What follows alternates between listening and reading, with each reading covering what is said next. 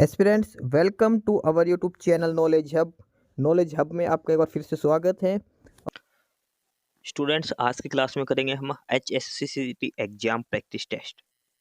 HSC exam के लिए practice test या मॉक टेस्ट आज हम करने वाले हैं। और ये जो प्रैक्टिस टेस्ट है ये हरियाणा CET के मेंस के लिए भी है और ग्रुप डी के लिए भी है, साथ के साथ जो हरियाणा पुलिस का पेपर होगा उसके लिए भी है। फ़र्क क्या है? फ़र्क है लगभग 10 से 15% का, बाकी कोई फ़र्क नहीं है। देखो, 20 से 25% जो आएंगे वो हरियाणा जीके के आएंगे, चाहे CET का हो, चाहे ग्रुप डी का हो, या फिर चाहे पुलिस का हो। हरियाणा जी क्या आएगी, 10% गणित के आएंगे, 10 रीजनिंग के आएंगे, 10% हिंदी के, 10 इंग्लिश के। तो 80 से 90 नंबर का जो पेपर है वो सेम आएगा। एक दो टॉपिक प्लस माइनस कर देते हैं बस, बाकी सेम पेपर रहेगा हरियाणा का सारा, चाहे ग्रुप डी का हो, चाहे CET का हो, चाहे हरियाणा पुलिस का हो। आपको प्रैक्टिस सेट करने हैं तो यही रहेंगे सारे। थोड़े बहुत टॉपिक अलग हैं इसमें, भाई थोड़े बहुत टॉपिक से क्वेश्चन अलग आ जाते हैं उसमें, बाकी लगभग 80 से 90 नंबर का पेपर सेम ही रहेगा। इस क्लास की PDF के लिए आपको हमारा टेलीग्राम चैनल ज्वाइन करना होगा और उस टेलीग्राम चैनल का लिंक है नॉलेज हब 7900 करके, जो डिस्क्रिप्शन बॉक्स में आपको इसका लिंक दिया गया है। टेलीग्राम चैनल पर आपको PDF मिलेगी, काफ़ी सारा स्टडी मटेरियल मिलेगा। आप चैनल की हिस्ट्री में जाके सर्च करना, बहुत सारे PDF आपको वहाँ पर मिलने वाली है। इसके अलावा हमारे एक यूट्यूब चैनल भी है और वो है साहिल अपडेट्स के नाम से। वहाँ पर आपको मिलेगी नई वैकेंसीज के नोटिफिकेशन के बारे में, पेपर वगैरह कब होंगे, ये सारी जानकारी आपको वहाँ पर दी जाएगी साहिल अपडेट्स पर। तो आप यूट्यूब पर साहिल अपडेट्स सर्च करके आप वो भी ज्वाइन जरूर कर लें। हरियाणा CET मॉक टेस्ट ये सीरीज हमने चला रखी है और उसी क्रम में आज अगला प्रैक्टिस सेट हम करने वाले हैं। 100% करेंगे हम, ठीक है। और ये सारा का सारा जो होगा वो HSSC के पैटर्न पर ही रहेगा। 100% डिटेल में सॉल्यूशन देखेंगे हम हर एक क्वेश्चन का। कोई डाउट हो तो आप कमेंट बॉक्स में कमेंट जरूर कर देना वीडियो के। तो चलिए आज की क्लास शुरू करते हैं हम पहले क्वेश्चन के साथ। शुरू में जीके वगैरह करेंगे, फिर हरियाणा जीके, जनरल साइंस, सारे टॉपिक 1 बाय 1 इसमें करने वाले हैं।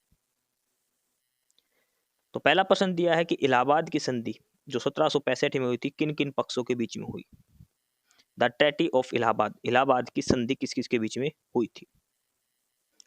देखो, 12 अगस्त 1765 को ब्रिटिश ईस्ट इंडिया कंपनी और उनकी तरफ से कौन था, रॉबर्ट क्लाइव, और हारे कौन थे, मुगल सम्राट शाह आलम द्वितीय और अवध के नवाब सुराजुद्दौला। इनके बीच में हुई थी इलाहाबाद की संधि।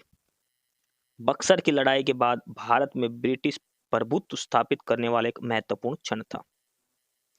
देखो, इलाहाबाद की संधि पहले तो ध्यान रखना किसके लिए हुई थी, बक्सर की लड़ाई के बाद। 1764 में बक्सर का युद्ध खत्म हुआ था और उसके बाद 1765 में इलाहाबाद की संधि हुई थी। ब्रिटिश ईस्ट इंडिया कंपनी और शाह आलम द्वितीय और अवध के नवाब थे Shuja-ud-Daula. British east India company की तरफ से कौन था, रॉबर्ट क्लाइव था, ठीक है। यहीं से भारत में ब्रिटिश शासकों की जड़ पकड़ी थी। इस संधि से क्या हुआ था, जो कंपनी थी यानी कि ब्रिटिश ईस्ट इंडिया कंपनी थी, उसने जो सारे टैक्स से रिलेटेड जो थे पैसे वाले दीवानी अधिकार थे, बंगाल, बिहार और उड़ीसा में वो खुद के पास रख लिए। यानी कि जहां से टैक्स का जो कलेक्शन आता था बंगाल, बिहार और उड़ीसा से, वो सारा कंपनी में आएगा। और जो खर्चे वाला काम था वो सम्राट को दे दिया, भाई जिलों में जो भी काम करवाना वो तुम करवाओ। ये सारा कर दिया था इन्होंने, दीवानी अधिकार कंपनी के पास।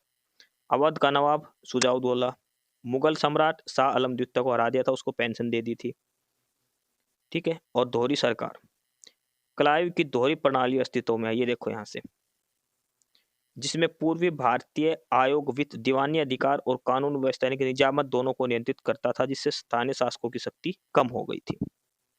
तो सबसे महत्वपूर्ण है भारत के इतिहास में बक्सर का युद्ध, और इसी संधि के कारण, इलाहाबाद की संधि के कारण ही भारत में अंग्रेजों का आधिपत्य धीरे धीरे स्थापित होने लगा था। 12 अगस्त 1765 को हुई थी इलाहाबाद की संधि। तो ये होती ब्रिटिश ईस्ट इंडिया कंपनी और शाह आलम द्वितीय। ये सिराजुद्दौला है, सिराजुद्दौला नहीं था, वो था सुजाउद्दौला, ठीक है। वो ध्यान रखना, वो अलग था, ये अलग है। तो इनके बीच में नहीं हुआ था, ये हुआ था ब्रिटिश ईस्ट इंडिया कंपनी और शाह आलम द्वितीय के बीच में। अगला प्रश्न है अकबरनामा और आईने अकबरी किसने लिखे थे?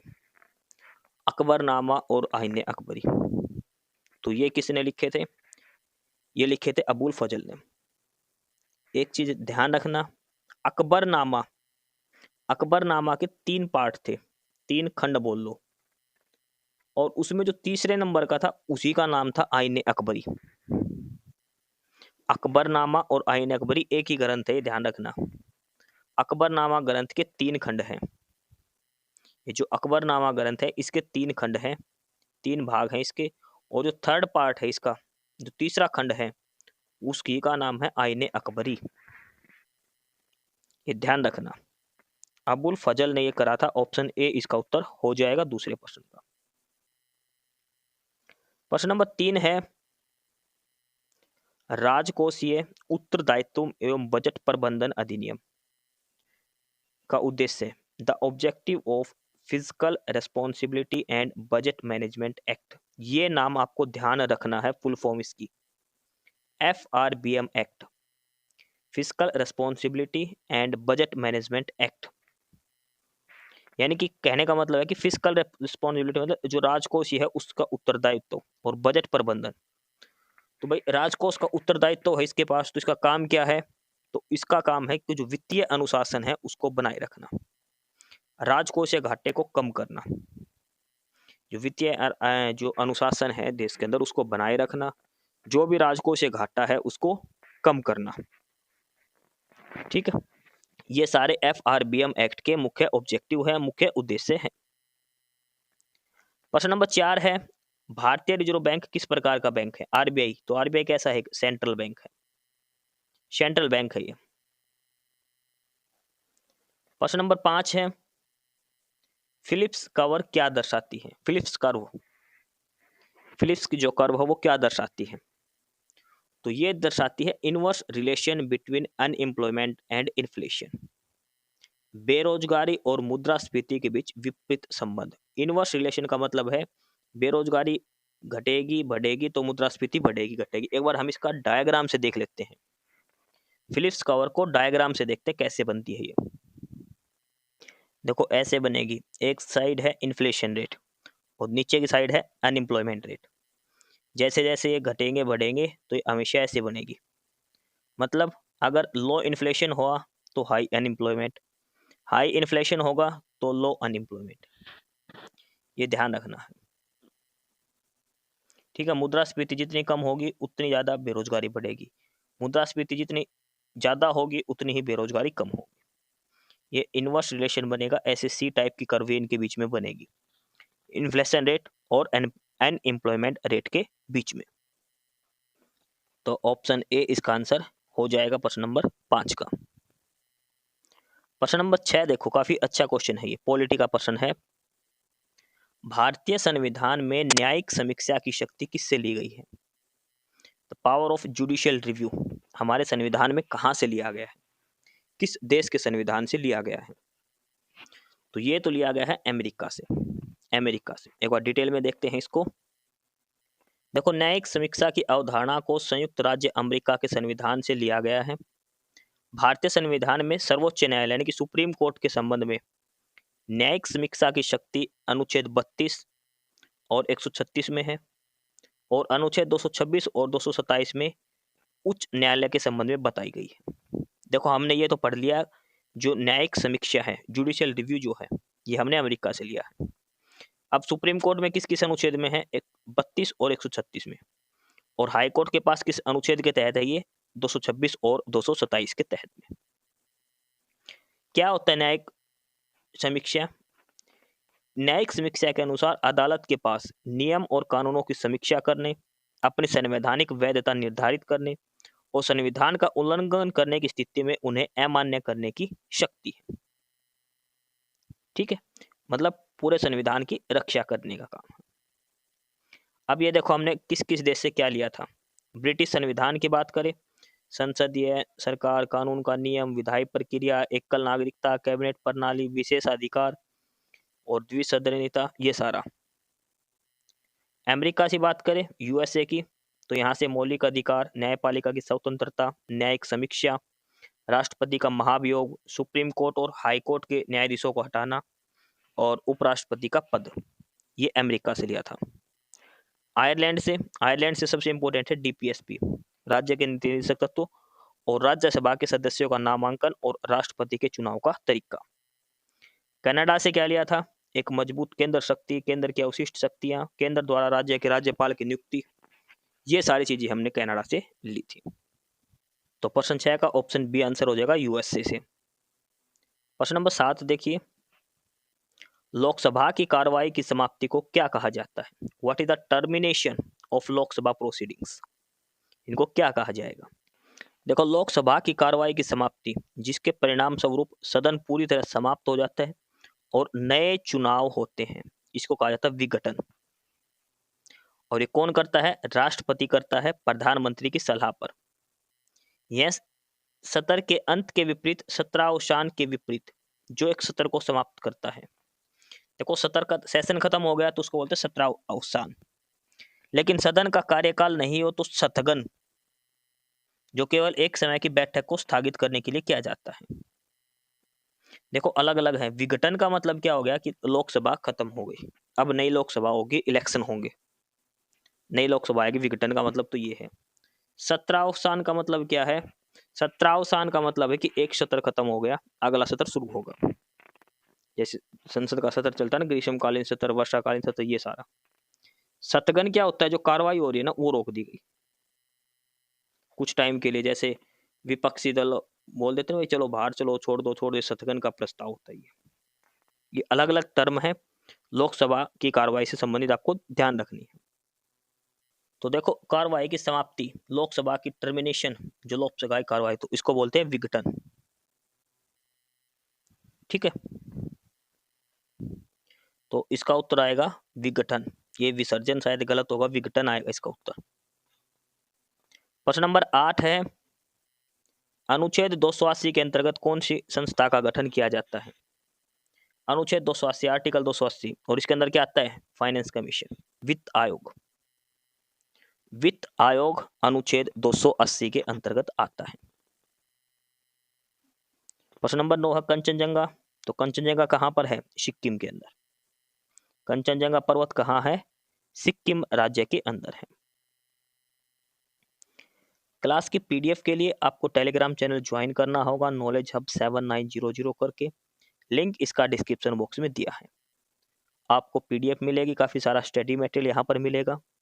हरियाणा जीके, हरियाणा के नोट्स, हर सब्जेक्ट के आपको नोट्स यहाँ पर मिलेंगे। नॉलेज हब टेलीग्राम चैनल जरूर ज्वाइन करें। प्रश्न नंबर 10 है, कौन सा शहर भारत का सिलिकॉन वैली कहा जाता है?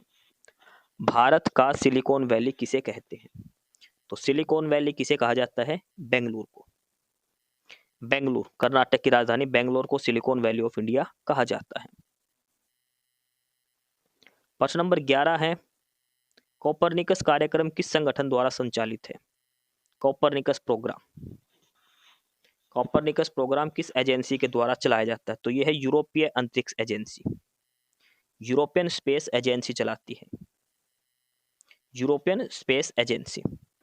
देखो, यूरोपीय संघ की पृथ्वी अवलोकन पहल कोपरनिकस कार्यक्रम यूरोपियन यूनियन द्वारा यूरोपियन अंतरिक्ष एजेंसी और यूरोपीय संघ के सदस्य देशों के साथ मजबूत साझेदारी में समन्वित और प्रतिबंधित किया जाता है, जो पर्यावरण निगरानी, जलवायु परिवर्तन और सुरक्षा के लिए महत्वपूर्ण डेटा प्रदान करता है। देखो, जो कोपरनिकस जो प्रोग्राम है, इसका मेन काम क्या है? कोपरनिकस कार्यक्रम का पर्यावरण निगरानी, जलवायु परिवर्तन और सुरक्षा के लिए। ठीक है, और देखो, ES यानी कि यूरोपियन स्पेस एजेंसी अंतरिक्ष खंड को संभालता है और EUMETST जैसी अन्य एजेंसियां उपग्रहों का संचालन करती है और डाटा प्रदान करती है। तो जो मेन काम है इसका, वो पर्यावरण जलवायु परिवर्तन का ध्यान रखना। यूरोपियन स्पेस एजेंसी द्वारा ये चलाया जाता है, कोपरनिकस प्रोग्राम। तो ऑप्शन बी इसका आंसर हो जाएगा प्रश्न नंबर 11 का। प्रश्न नंबर 12 क्या है? रेड डाटा बुक किससे संबंधित है? रेड डाटा बुक पहले बात तो कौन जारी करता है? ये करता है IUCN, international unions of conservative nature. और ये करती है इंडेंजर्ड स्पीसीज को, संकटग्रस्त प्रजातियां जो लुप्त होने की कगार पे हैं, वो जीव जंतु जो लुप्त होने के कगार पर पृथ्वी के ऊपर, जो लुप्त होने के कगार पर जो जो प्रजातियां हैं उनको रेड डाटा बुक में शो किया जाता है। IUCN ये लिस्ट जारी करता है हर साल, ऐसी प्रजातियां जो खत्म होने की कगार पर जा रही है। ठीक है, इंडेंजर्ड स्पीसीज, संकटग्रस्त प्रजातियों को, लुप्त प्राय प्रजातियां भी इनको बोलते हैं। जारी कौन करता है ये? IUCN। ये चीज आपको ध्यान रखना है, काफी इंपॉर्टेंट है ये प्रश्न। प्रश्न नंबर 13 है, 2025 में भारत की पहली ग्रीन हाइड्रोजन बस किस राज्य से शुरू की गई? ग्रीन हाइड्रोजन बस, भारत की पहली ग्रीन हाइड्रोजन बस सेवा जून 2025 में लद्दाख में, विशेष रूप से लेह जिले में शुरू की गई, जिसको NTPC ने संचालन के लिए 5 हाइड्रोजन फ्यूल सेल बसें सौंपी थी, जो उच्च ऊंचाई वाले क्षेत्रों में कार्बन तटस्थ परिवहन की दिशा में एक बड़ा कदम है। देखो किसके सहयोग से चली है ये? NTPC के सहयोग से। कितनी बस चली थी? 5 बस। कहाँ पर चली थी? लेह लद्दाख के अंदर। ये आपको ध्यान रखना है, जून 2025 में ये चलाई गई थी NTPC के सहयोग से, नेशनल थर्मल पावर कॉर्पोरेशन। ठीक है, ये NTPC वो रेलवे वाला नहीं है जो पेपर लेते हैं, ये नेशनल थर्मल जो राष्ट्रीय तापीय विद्युत निगम है वो है। ये NTPC की फुल फॉर्म जरूर याद रखना। तो लेह लद्दाख के अंदर चली थी जून 2025 के अंदर ग्रीन हाइड्रोजन बस सेवा। तो देखो इसका आंसर आएगा लेह लद्दाख, लेह लद्दाख। जम्मू कश्मीर, ठीक है, जम्मू कश्मीर ऑप्शन में है तो अदरवाइज लेह लद्दाख ही इसका आंसर आएगा, ध्यान रखना। प्रश्न नंबर 14 है, 2025 में अंतरराष्ट्रीय योग दिवस का मुख्य समारोह किस शहर में आयोजित किया गया था? 2025 का जो अंतरराष्ट्रीय योग दिवस मनाया गया था जून में, तो उसका मुख्य समारोह कहां पर आयोजित किया गया था? ऋषिकेश, दिल्ली, जोधपुर या फिर वाराणसी? तो ये देखो 2025 में अंतरराष्ट्रीय योग दिवस का मुख्य कार्यक्रम आंध्र प्रदेश के विशाखापट्टनम विजाग में प्रधानमंत्री नरेंद्र मोदी के नेतृत्व में आयोजित किया गया था। विशाखापट्टनम में हुआ था, आंध्र प्रदेश के अंदर, विशाखापट्टनम आंध्र प्रदेश। ये सारी जानकारी है। शहर का नाम विशाखापट्टनम आंध्र प्रदेश, भारत, 21 जून 2025 को हुआ था। इसकी थीम क्या थी? एक पृथ्वी एक स्वास्थ्य के लिए योग, एक पृथ्वी एक स्वास्थ्य के लिए योग। और इसमें 3 लाख से अधिक लोगों ने एक साथ रिकॉर्ड तोड़ा था, वर्ल्ड रिकॉर्ड, जो सामूहिक योग सत्रों का आयोजन किया गया। 3 लाख से ज्यादा लोगों ने भाग लिया था, वर्ल्ड रिकॉर्ड बनाया था ये 21 जून 2025 विशाखापट्टनम आंध्र प्रदेश के अंदर। आगे है प्रश्न नंबर 15, और प्रश्न नंबर 15 में दिया है 2025 में भारत का पहला क्वांटम कंप्यूटिंग मिशन केंद्र कहाँ स्थापित किया गया? Where was India's first quantum computing mission center established in 2025? तो भारत का पहला computing mission, quantum computing mission केंद्र जो है वो स्थापित किया है अमरावती के अंदर। कहाँ किया गया है वो? अमरावती के अंदर। ऑप्शन ए इसका आंसर हो जाएगा क्वेश्चन नंबर 15 का, अमरावती। ये देखो 2025 में भारत का पहला quantum computing centre Amaravati Andhra Pradesh में स्थापित किया गया था, और इसका नाम था क्वांटम वैली टेक पार्क, जो भारत के एक राष्ट्रीय क्वांटम मिशन के तहत वैश्विक केंद्र के लिए बनाया गया है, जहां IBM का 156 क्यूबिट वाला क्वांटम कंप्यूटर भी स्थापित किया जाएगा। तो कहां बनाया था पहला कंप्यूटिंग सेंटर? ये बनाया था अमरावती आंध्र प्रदेश के अंदर। अमरावती आंध्र प्रदेश की राजधानी है, वहां पर। नाम क्या है इसका? Quantum valley tech park, quantum valley tech park इसका नाम है। IBM का जो कंप्यूटर है 156 क्यूबिट वाला, वो भी यहाँ पर मिलेगा, हेरोन क्वांटम कंप्यूटर।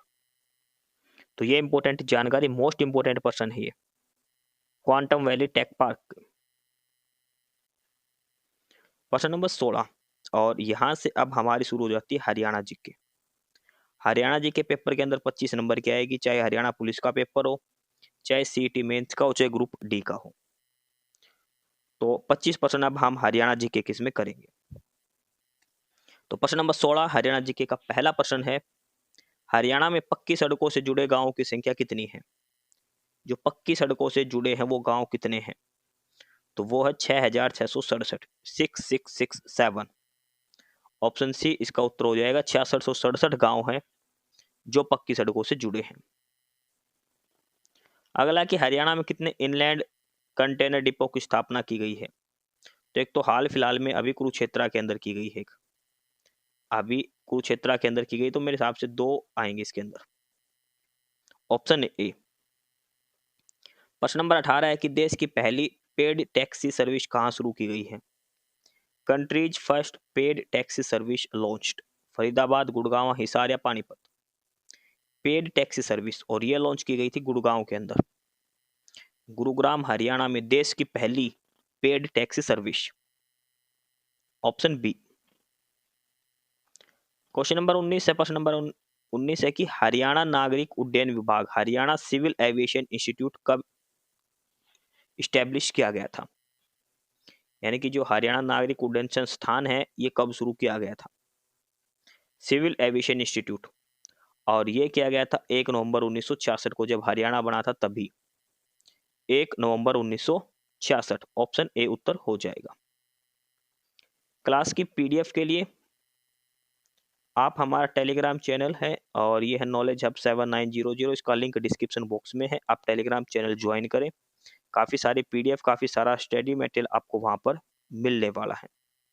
ठीक है, हैंड रिटन नोट्स, हर सब्जेक्ट की पीडीएफ वहाँ पर डाल रखी है, Haryana GK, national GK, computer, Hindi, English, हर सब्जेक्ट की पीडीएफ आपको वहाँ पर मिलने वाली है।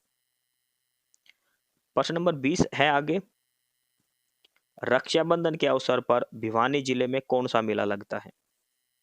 रक्षाबंधन पे अंदर भिवानी जिले के अंदर तो ये लगता है बाबा खेड़ेवाड़े का मेला, बाबा खेड़ेवाड़े का मेला। एक है च्यवन ऋषि का मेला, ये लगता है ढोसी की पहाड़ी पर। ढोसी की पहाड़ी जो है कहाँ पर है? ये नारनौल, और नारनौल कहाँ है? ये महेंद्रगढ़।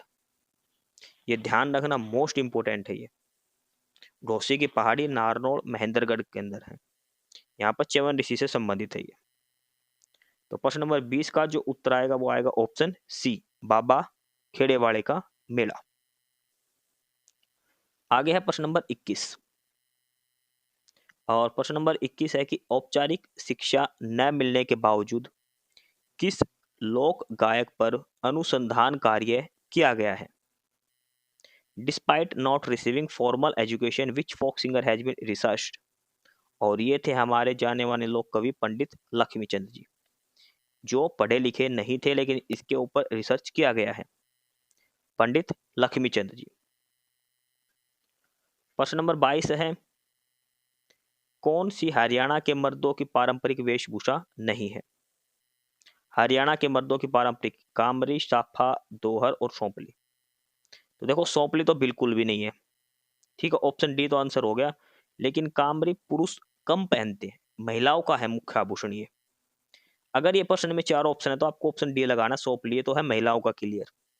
अगर इसकी जगह कुछ और है जो पुरुषों का आभूषण है तो आपको कामरी निशान लगाना है, ध्यान रखना। कामरी महिलाएं जो पहनती है ना ऊपर का वो होता है, पुरुष भी कुछ पहनते हैं, इतना नहीं है, लेकिन कामरी महिलाओं का आभूषण है, जो मतलब पारंपरिक वेशभूषा है, कपड़े हैं, पहनावा।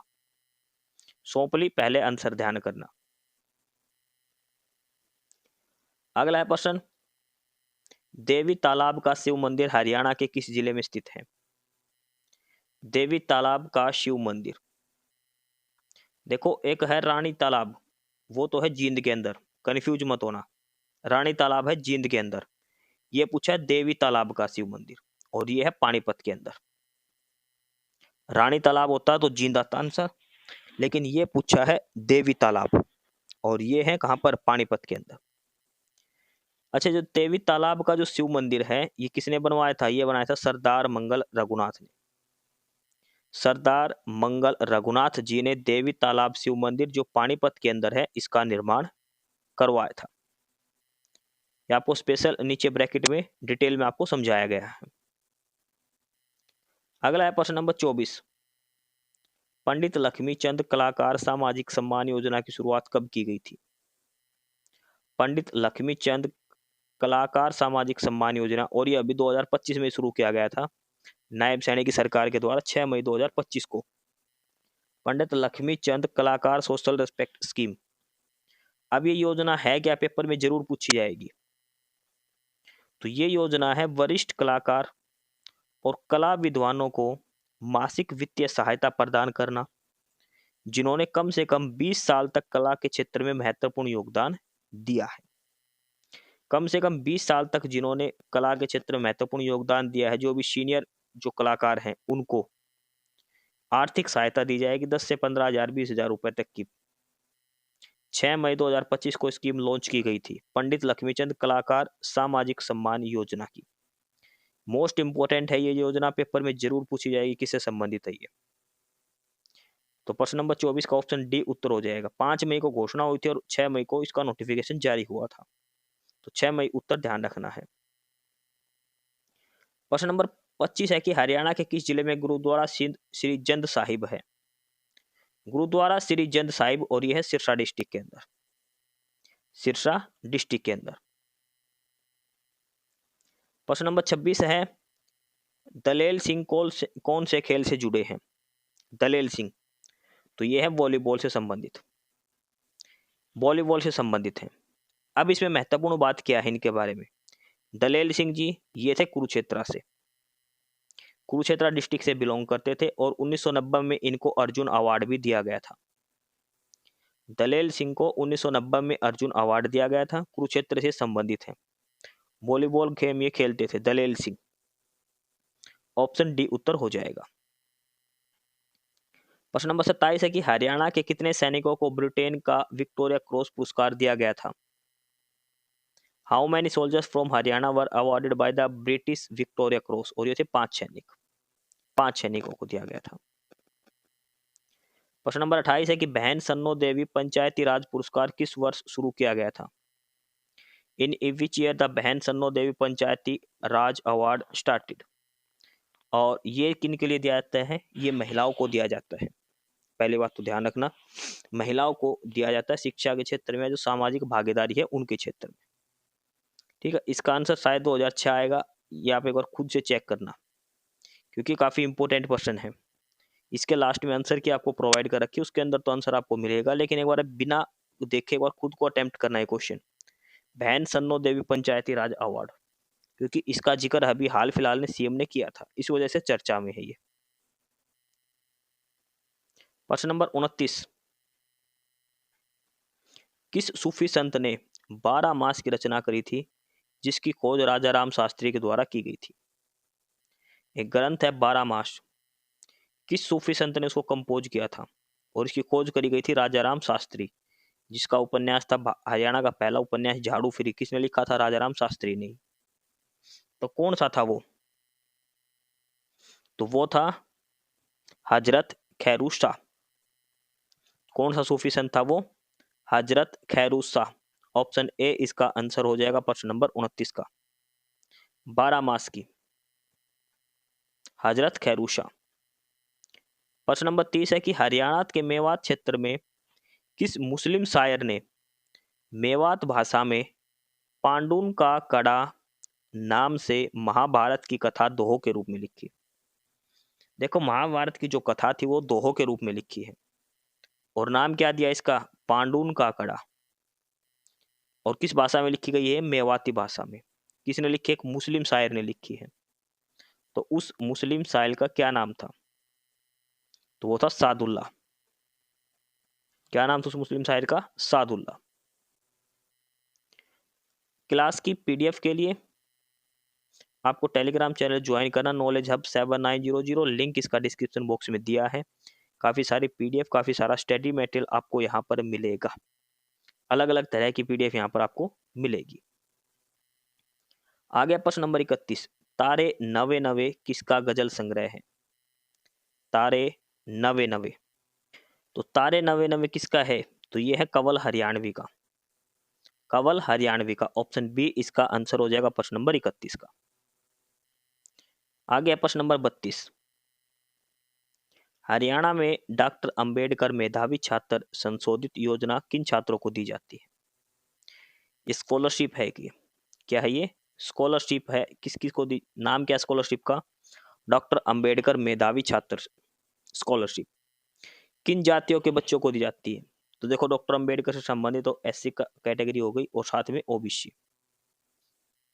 एससी और ओबीसी कैटेगरी के विद्यार्थियों को डॉक्टर अंबेडकर मेधावी छात्र योजना के तहत स्कॉलरशिप दी जाती है। ऑप्शन डी इसका आंसर हो जाएगा। प्रश्न नंबर 33 है कि ट्रिपल आईटी हरियाणा में कहां पर है? ट्रिपल आईटी तो ये कहां पर है? सोनीपत के अंदर। ट्रिपल आईटी सोनीपत के अंदर। कौन सी बाल विकास परियोजना हरियाणा राज्य से संबंधित है? ये 4 बाल विकास योजना दे रखे, हरियाणा की कौन सी है इसमें? तो हरियाणा की है ये समेकित बाल विकास परियोजना, integrated child development project. Option A इसका उत्तर हो जाएगा प्रश्न नंबर 34 का। आगे है प्रश्न नंबर 35 और इसमें दिया है कि हरियाणा सरकार किसके सहयोग से समेकित व्याधि निगरानी परियोजना संचालित कर रही है? विद हुज सपोर्ट, यानी कि फाइनेंशियल सपोर्ट की बात हो रही है, ध्यान रखना। वित्तीय सहायता की बात हो रही है, किसने पैसा दिया, किसने लोन दिया है? हरियाणा सरकार को एक स्कीम चलानी है, इंटीग्रेटेड डिजीज सर्वाइलेंस प्रोजेक्ट, जो समेकित व्याधि यानी कि बीमारी निगरानी परियोजना। तो इसमें हरियाणा को फाइनेंशियल सपोर्ट जो किया है, जो लोन दिया है, हरियाणा को पैसे दिए हैं, वो दिया है वर्ल्ड बैंक ने। वर्ल्ड बैंक के सहयोग से ये प्रोजेक्ट चलाया गया है, integrated disease surveillance project. Option B इसका आंसर हो जाएगा क्वेश्चन नंबर 35 का। क्वेश्चन नंबर 36 देखो, मोस्ट इंपोर्टेंट है प्रश्न नंबर 36। 28 जुलाई 2025 को हरियाणा के किस जिले से लाडो सखी योजना की शुरुआत की गई? लाडो सखी योजना 28 जुलाई 2025 हरियाणा सरकार ने शुरू करी थी। कहाँ से करी थी? रोहतक से करी थी। ठीक है, लाडो सखी योजना, ये ध्यान रखना। अच्छा, इसका उत्तर आप बताओ, अंबाला आएगा या रोहतक आएगा? इसका उत्तर आप बताना, अंबाला आएगा या फिर रोहतक ही आएगा? आंसर की मत देखना, आंसर की दे रखी है देखो लास्ट में इसकी, जब आपको पीडीएफ मिलेगी टेलीग्राम चैनल पर, तो वहां पर लास्ट में इसकी आंसर की दे रखी है, वो बाद में देखना। पहले बताओ अंबाला आएगा या रोहतक आएगा इसका। आगे है प्रश्न नंबर 37, मोस्ट इंपोर्टेंट प्रश्न लगा के चलिए, क्योंकि ये हरियाणा की यूनिवर्सिटी है एक। कौन सी university AEDP apprenticeship embedded degree programme प्रारंभ करने वाला देश का पहला सरकारी विश्वविद्यालय? कौन सी पहली गवर्नमेंट यूनिवर्सिटी बनी पूरे इंडिया में? पूरे इंडिया की पहली यूनिवर्सिटी है जो AEDP प्रोग्राम चलाया है, अप्रेंटिसशिप एम्बेडेड डिग्री प्रोग्राम, और ये चलाया अपने रोहतक वाली यूनिवर्सिटी MDU। ठीक है, MDU जो रोहतक में महर्षि दयानंद यूनिवर्सिटी, उसने कराया। पूरे भारत के अंदर पहली यूनिवर्सिटी है, सरकारी यूनिवर्सिटी, प्राइवेट नहीं, सरकारी यूनिवर्सिटी की बात हो रही है ये, जिसने AED प्रोग्राम चलाया है। ऑप्शन बी उत्तर हो जाएगा। प्रश्न नंबर 38 है, पेरिस पैरा ओलंपिक 2024 में क्लब थ्रो में गोल्ड मेडल जीतने वाले धर्मवीर का संबंध किस जिले से है? देखो इसके अंदर क्या कितने प्रश्न है ये देखो आप पहले। धर्मवीर पेरिस पैरा ओलंपिक 2024 में किस खेल में, क्लब थ्रो में क्या जीता था, इसने गोल्ड मेडल जीता था। धर्मवीर पेरिस पैरा ओलंपिक में क्लब थ्रो गेम था जिसमें इन्होंने गोल्ड मेडल जीता था। कहाँ के रहने वाले? ये सोनीपत डिस्ट्रिक्ट के रहने वाले हैं, ये सोनीपत डिस्ट्रिक्ट के।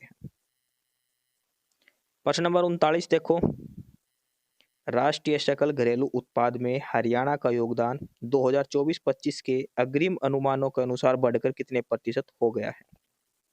हरियाणा's contribution to the national GDP has increased to what percentage according to the advance estimate for 2024-25? और ये बजट की बात है पिछले साल वाले की, तो ये था 3.6% हो गया है। ऑप्शन सी उत्तर होगा। प्रश्न नंबर 40, हरियाणा जीके का आखिरी प्रश्न। हरियाणा आर्थिक सर्वेक्षण के अनुसार 30 नवंबर 2024 तक राज्य में राज्य उच्च मार्ग यानी कि स्टेट हाईवे, ये बात हो रही है स्टेट हाईवे की, तो स्टेट हाईवे की टोटल लंबाई कितनी है? वो है 1638 किलोमीटर, क्योंकि हरियाणा के अंदर से नेशनल हाईवे बहुत ज़्यादा है स्टेट हाईवे के बजाय। ठीक है, 1638 किलोमीटर है।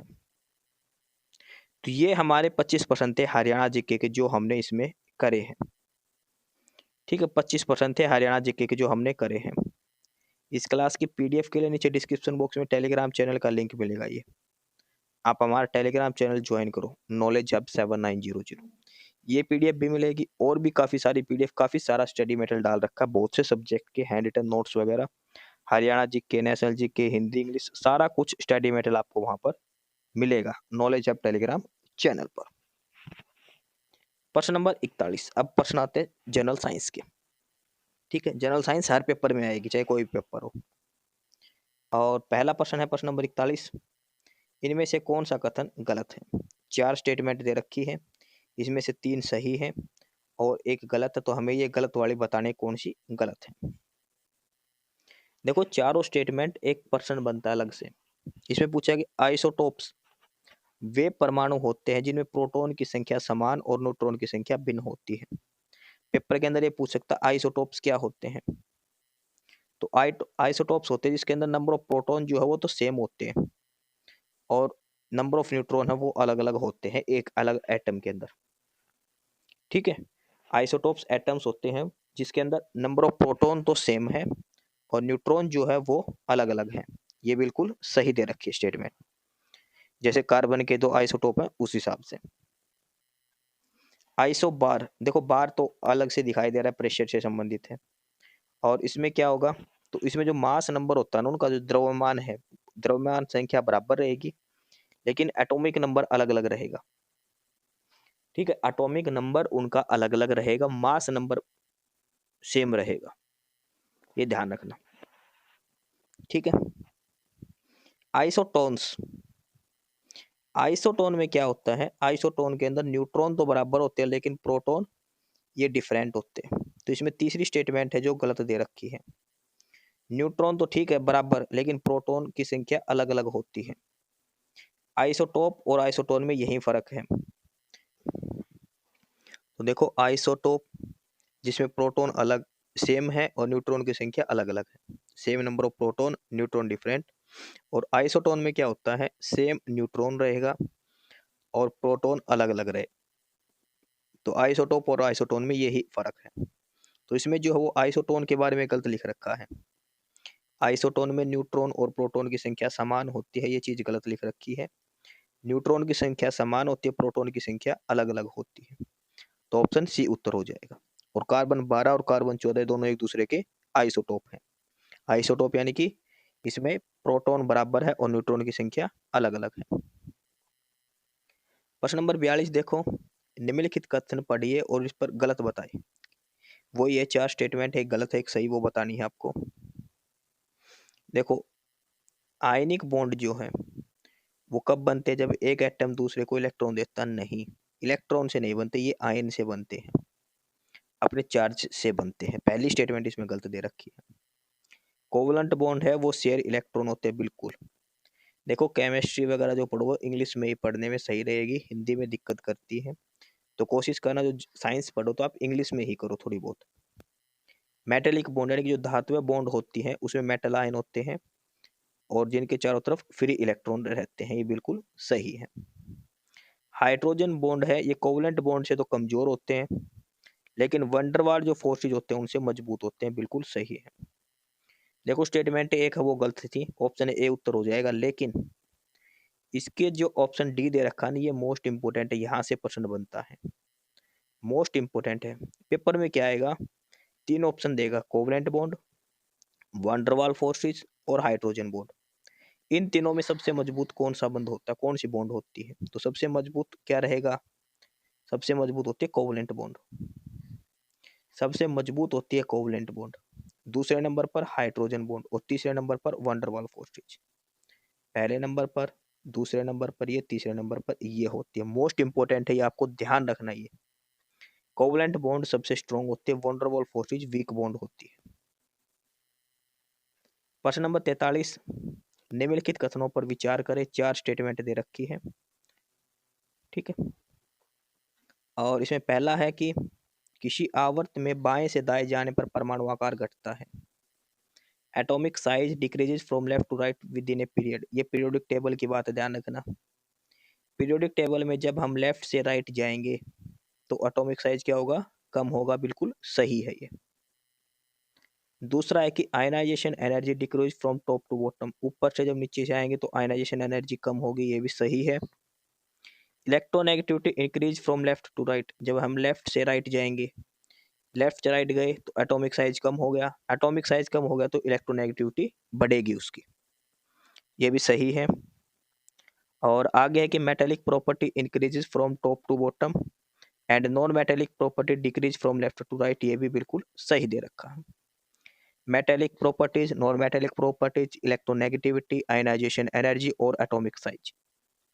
एक पीरियोडिक टेबल के अंदर ये 5 मेन क्वालिटीज हैं जिनके बारे में सारा डिस्कशन किया है एक ही क्वेश्चन के अंदर। इस क्वेश्चन के चारों इंपॉर्टेंट पॉइंट दे रखे 4 ऑप्शन में, 4 के 4 प्रश्न दे रखे हैं, ये ऑप्शन नहीं है 4 प्रश्न है अलग अलग, ये मान के चलो आप पेपर में चारों प्रश्न बन सकते हैं। पेपर में पूछा जाएगा जब हम पीरियोडिक टेबल में लेफ्ट से राइट चलेंगे तो एटॉमिक साइज पर क्या फर्क पड़ेगा, इंक्रीज डिक्रीज सेम, तो क्या होगा डिक्रीज। लेफ्ट से राइट चलेंगे तो आयनाइज इलेक्ट्रोनेगेटिविटी पर क्या होगा, तो इलेक्ट्रोनेगेटिविटी बढ़ेगी। ऊपर से नीचे आने पर आयनाइजेशन एनर्जी कम होगी, मेटेलिक प्रॉपर्टी बढ़ेगी, नॉन मेटेलिक प्रॉपर्टी घटेगी, ये सारी चीजें हैं। तो चारों की चारों बातें इसमें सही हैं, ऑप्शन सी उत्तर हो जाएगा। चारों की चारों बातें इसमें बिल्कुल सही दे रखी है। और ये चीज मैं एक बार आपको डायग्राम से समझा देता हूँ, डायग्राम है उसका स्क्रीनशॉट लेके रखना आप। देखो ये है वो डायग्राम जिसके अंदर सारी चीजें फोटो बना के समझा रखी है। अगर हम लेफ्ट से राइट जाएंगे इलेक्ट्रोनेगेटिविटी बढ़ेगी, ठीक है, आयनाइजेशन एनर्जी बढ़ेगी, इलेक्ट्रॉन एफिनिटी बढ़ेगी। ऊपर से नीचे एटॉमिक रेडियस, आयनाइजेशन एनर्जी नीचे से ऊपर जाने पर, और एटॉमिक रेडियस लेफ्ट से राइट। नॉन मेटेलिक करेक्टर इधर बढ़ेगा, मेटेलिक करेक्टर इधर बढ़ेगा। जिस साइड जो एरो दे रखा वो चीज उधर बढ़ेगी, ये ध्यान रखना। जैसे आयनाइजेशन एनर्जी अगर लेफ्ट से राइट गएंगे तो आयनाइजेशन एनर्जी बढ़ेगी, इलेक्ट्रो एफिनिटी नीचे से ऊपर बढ़ेगी, आयनाइजेशन एनर्जी नीचे से ऊपर बढ़ेगी, इलेक्ट्रोनेगेटिविटी नीचे से ऊपर बढ़ेगी, एटॉमिक रेडियस ऊपर से नीचे कम होगी, मेटेलिक करेक्टर ऊपर से नीचे कम होंगे बढ़ेगी, और नीचे से ऊपर नॉन मेटेलिक करेक्टर बढ़ेंगे।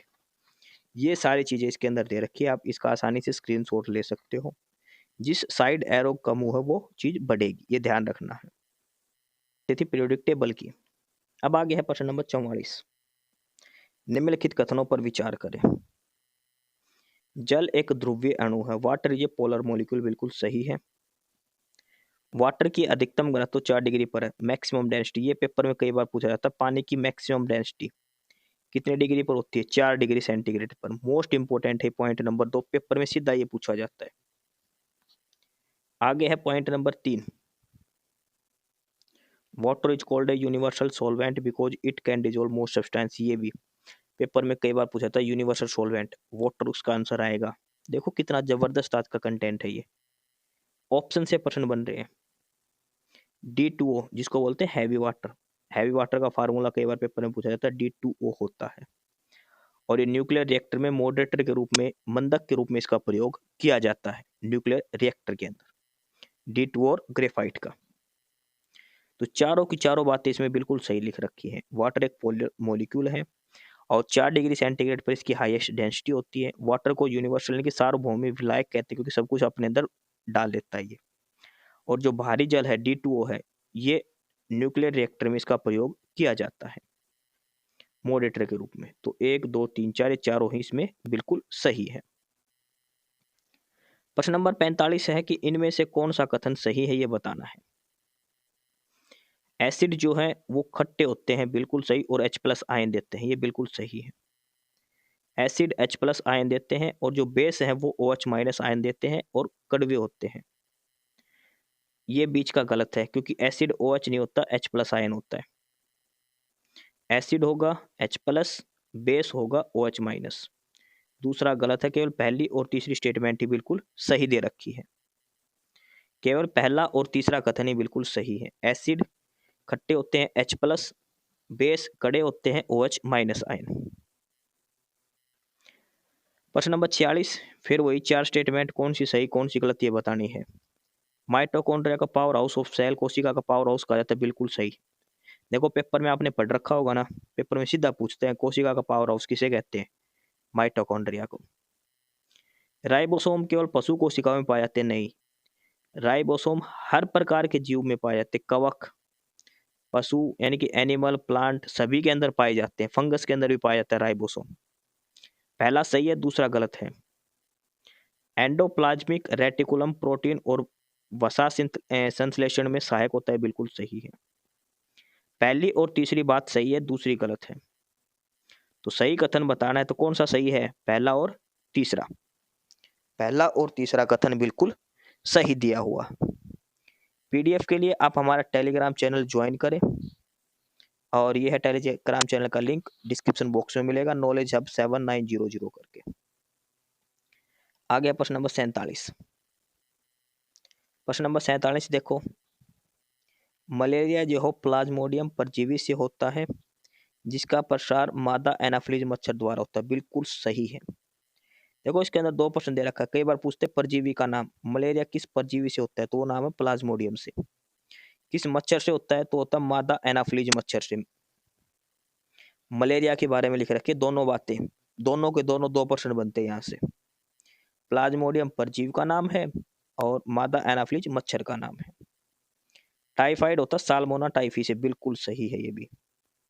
साल्मोना टाइफी जो बैक्टीरिया है उससे होता है क्या, टाइफाइड। पहले ऑप्शन के दो प्रश्न, परजीवी का नाम है प्लाज्मोडियम जिससे मलेरिया होता है, और किस मच्छर से होता है, मादा एनाफिलीज से। टाइफाइड किससे होता है, साल्मोना टाइफी वायरस बैक्टीरिया से होता है। डेंगू, डेंगू एक वायरस से होता है बिल्कुल, और क्यूलेक्स मच्छर, क्यूलेक्स नहीं होता, वो होता है एडिज मच्छर। डेंगू फैलता है एडिज मच्छर से। स्टेटमेंट तीसरी गलत दे रखी है, डेंगू फैलता है एडिज मच्छर से। रेबीज एक वायरस से होता है जो जानवर के काटने से, बिल्कुल कुत्ते के काटने से, खरगोश के काटने से रेबीज होता है। तो इसमें से पहला, दूसरा और चौथा सही है और तीसरा गलत है। तो इसने पूछा सही कथन बताओ, तो सही स्टेटमेंट है इसमें से पहली, दूसरी और चौथी। अगर ये पूछता गलत बताओ तो तीसरी स्टेटमेंट गलत थी। प्रश्न नंबर 48, इसमें से सही कथन बताना है कौन सा है। ग्रेगर मेंडल को आनुवांशिकी का जनक कहा जाता है, बिल्कुल सही।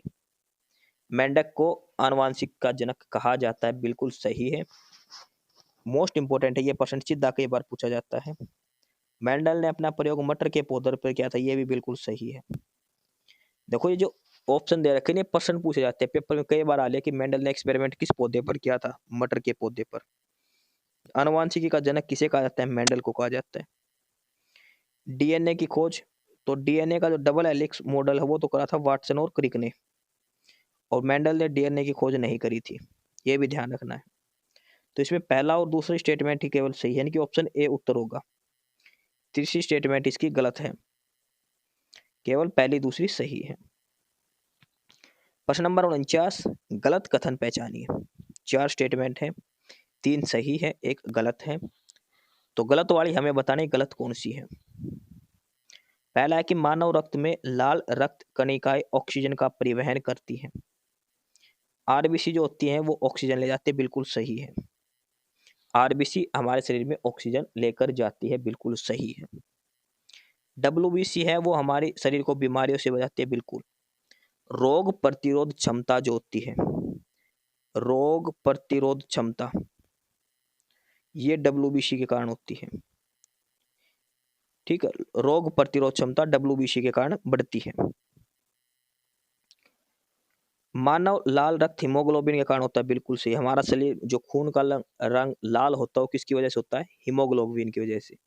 खून के अंदर हीमोग्लोबिन है, इस वजह से उसका रंग लाल है। पहली, दूसरी और चौथी सही है। तीसरी स्टेटमेंट में क्या है, प्लेटलेट्स रक्त के थक्के को रोकती है, ये गलत है। प्लेटलेट्स का क्या होता है भाई, प्लेटलेट देखो डेंगू होता है तो कहते हैं प्लेट डाउन हो गई उसकी, यानी कि प्लेटलेट्स कम हो गई। प्लेटलेट्स का काम यही है, रक्त का थक्का बनाना, रोकना नहीं है उसका काम।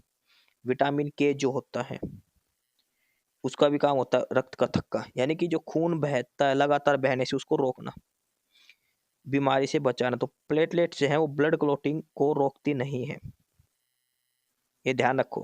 प्लेटलेट्स की वजह से ब्लड क्लॉटिंग नहीं होती है, ठीक है। तो तीसरी जो स्टेटमेंट है ये गलत दे रखी है, इसमें से पहली, दूसरी और चौथी सही है। प्रश्न नंबर 50 है कि which plant tissue is called growth tissue, कौन सा पादप उत्तक को वृद्धि उत्तक कहा जाता है। तो वो है मैरिस्मेटिक टिश्यू। मैरिस्मेटिक उत्तक को वृद्धि यानी कि ग्रोथ टिश्यू कहा जाता है। ऑप्शन बी उत्तर होगा प्रश्न नंबर 50 का। प्रश्न नंबर 51 देखो, न्यूटन का पहला नियम बल का परिभाषित करता है। Newton's first law defines only force. Force को डिफाइन करता third law, to every action there is equal and opposite reaction. कोई पिंड जब तक विराम या समान गति में रहेगा जब तक उस पर बाह्य बल काम नहीं करता। बिल्कुल सही। तो पहला लॉ जो है वो ओनली फोर्स को काम नहीं करता। ये किसको दर्शाता है? इनर्शिया को। पहले लॉ को क्या बोलते हैं? Law of inertia. और इसकी डेफिनेशन क्या है? अगर कोई वस्तु रेस्ट में है तो रेस्ट पर रहेगी, चल रही है तो चलेगी, जब तक उस पर कोई बाह्य बल नहीं लगाया जाए। तो पहली स्टेटमेंट गलत है, दूसरी सही है। तो इसमें क्या हो जाएगा? Option D. पहला कथन गलत है और दूसरा सही है। ऑप्शन डी इसका आंसर हो जाएगा। प्रश्न नंबर 52, गुरुत्वाकर्षण बल के बारे में यानी कि जो ग्रेविटेशनल फोर्स है उसके बारे में बताओ।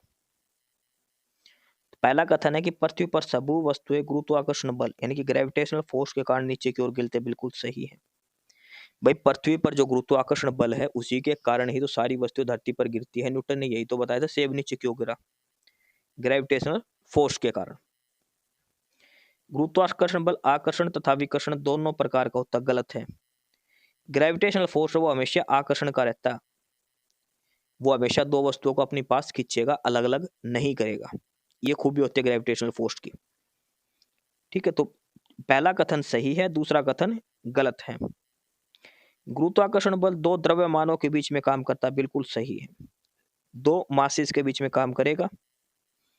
चौथा कथन है कि चंद्रमा पृथ्वी के चारों ओर गुरुत्वाकर्षण बल के कारण परिक्रमा करता है। ये भी बिल्कुल सही है। केवल दूसरा कथन गलत है, पहला, तीसरा और चौथा ये सही है। ठीक है, तो इसमें से पूछा है कि कौन सा कथन है। अच्छा, इसमें तो ये आएगा केवल दूसरा कथन गलत है। केवल दूसरा कथन गलत है, बाकी पहला, तीसरा और चौथा सही है। ठीक है, ऑप्शन ए उत्तर होगा। क्लास की पीडीएफ के लिए आप हमारा टेलीग्राम चैनल ज्वाइन करें, नॉलेज हब 7900 करके डिस्क्रिप्शन बॉक्स में लिंक दिया है। काफी सारी पीडीएफ, काफी सारा स्टडी मटेरियल आपको यहाँ पर मिलेगा। प्रश्न नंबर 53 दिया है, वायु में ध्वनि तरंगे अनुदैर्घ्य होती है। Sound waves in the air are longitudinal. बिल्कुल सही। साउंड वेव कैसी होती है? लॉन्गिट्यूडनल। और लाइट वेव कैसी होती है? ट्रांसवर्स नेचर की होती है। दोनों ही सही है। साउंड वेव लॉन्गिट्यूडनल नेचर की और लाइट वेव जो है वो ट्रांसवर्स नेचर की होती है। दोनों ही स्टेटमेंट सही है, यानी कि ऑप्शन सी इसका आंसर हो जाएगा। मोस्ट इंपोर्टेंट है, पेपर के अंदर सीधा पूछता है ये। प्रश्न नंबर 54 है कि जब पृथ्वी की त्रिज्या घटती है और द्रव्यमान समान रहे तो गुरुत्वीय त्वरण यानी कि एक्सेलरेशन ड्यू टू ग्रेविटी पर क्या प्रभाव पड़ेगा? देखो, एक्सेलरेशन ड्यू टू ग्रेविटी ये होता है जी एम अपोन में आर स्क्वायर। आर है ये पृथ्वी की रेडियस, आर कम होगी तो इसका मतलब जी का मान क्या होगा? बढ़ेगा। मास इसने सेम दे रखा है, तो क्या होगा वो? अगर पृथ्वी की त्रिज्या जितनी भी घटेगी तो उसका स्क्वायर होगा। ठीक है, तो ये बढ़ेगा, acceleration due to gravity constant. प्रश्न नंबर 55 है, ऑटोमोबाइल स्वचालित मोटर वाहनों में प्रयुक्त द्रव्य हाइड्रोलिक ब्रेक किस सिद्धांत पर काम करते हैं? हाइड्रोलिक ब्रेक जो काम करते हैं, हाइड्रोलिक ब्रेक जो लिफ्ट क्रेन के अंदर होते हैं, ये सारे तो किस पर काम करते हैं? पास्कल लॉ पर। हाइड्रोलिक सिस्टम का कहीं भी प्रश्न आए तो डायरेक्ट आंख बंद करके उत्तर लगा देना पास्कल के ऊपर। अगर आपको आंसर नहीं पता तो पास्कल पे तुक्का लगा देना। ऑप्शन सी उत्तर हो जाएगा इसका। ये हमारे जनरल साइंस के प्रश्न थे, 15 प्रश्न जो पूरे हो गए। अब आगे गणित, रीजनिंग, हिंदी और इंग्लिश 4 टॉपिक हम करेंगे। आगे है सवाल नंबर 56 और सवाल नंबर 56 का मतलब है यहाँ से अब हमारी रीजनिंग स्टार्ट होती है। ठीक है, कुछ प्रश्न आएंगे, 10-12 प्रश्न रीजनिंग के आएंगे और 10-12 प्रश्न मैथमेटिक्स के आएंगे। उसके बाद 10 प्रश्न हिंदी के और 10 प्रश्न इंग्लिश के आपसे पूछे जाएंगे। तो प्रश्न नंबर 56 और यहाँ से रीजनिंग स्टार्ट हो चुकी है। पहला प्रश्न है रीजनिंग का। ये एक संख्या दे रखी है, ये इसमें ऐसे कितने 6 हैं जिसे ठीक पहले तो 3 है लेकिन आगे 8 नहीं है। यानी कि 6 है उससे पहले 3 होना चाहिए और यहाँ पर 8 नहीं होना चाहिए। यानी कि 36 का जोड़ा देखना और उसके बाद 8 नहीं होना चाहिए, 368 नहीं होना चाहिए, 36 और उसके बाद 8 नहीं होना चाहिए, ये हमें देखना है। तो पहले तो देखो 6 कितने हैं, 6 कहाँ कहाँ पर है, 1 2 जगह 6 है, 3 4 और 5, 5 ही 6 इसमें। अब ये देखो ऐसे कितने 6 है जिसके पीछे 3 है, इसके भी पीछे है, इसके पीछे नहीं है, इसके भी पीछे है, इसके पीछे नहीं है और इसके पीछे है, सिर्फ 3 ही है ऐसे। 3 ऐसे 6 है नंबर है जिनके पीछे 3 है। अब वो देखो जिसके आगे 8 नहीं है, तो इसके आगे 8 नहीं है, बिल्कुल 1 हो गया। इसके आगे 8 है, ये नहीं लेना। इसके आगे 8 नहीं है, ये हो गया 2। तो ऐसे कितने 6 हैं जिसके पहले 3 और बाद में 8 नहीं है, तो केवल 2 है। कितने हैं, 2। ऑप्शन ए उत्तर हो जाएगा। प्रश्न नंबर 57 देखो, गुणा का मतलब प्लस, माइनस का मतलब गुणा, भाग का मतलब माइनस और प्लस का मतलब भाग है, तो बताओ क्या रहेगा। देखो 12 प्लस का क्या मतलब हो गया, प्लस का मतलब है भाग, तो 12/6। भाग, भाग का मतलब है -3 और माइनस, माइनस का मतलब है गुणा 2 और गुणा का अर्थ है +8। देखो 8 और 6 दूनी 12, 2 माइनस ये 3 और 2 की गुणा होगी, पहले 3 दूनी 6 जमा 8, 8 और 2 10, 10 में से 6 गए तो 4। देखो सबसे पहले भाग होगा, फिर गुणा होगी, फिर जोड़ और घटा होगा। ये चीज ध्यान रखना, यहाँ पे पहले गुणा करेंगे हम, तो 4 उत्तर आएगा, ऑप्शन सी हमारा आंसर हो जाएगा। प्रश्न नंबर 58 देखो, निम्नलिखित विकल्पों में से उस शब्द को चुनिए जो दिए गए शब्द के अक्षर प्रयोग करके नहीं बनाया जा सकता। देखो नहीं बनना चाहिए, ये वर्ड दिया है।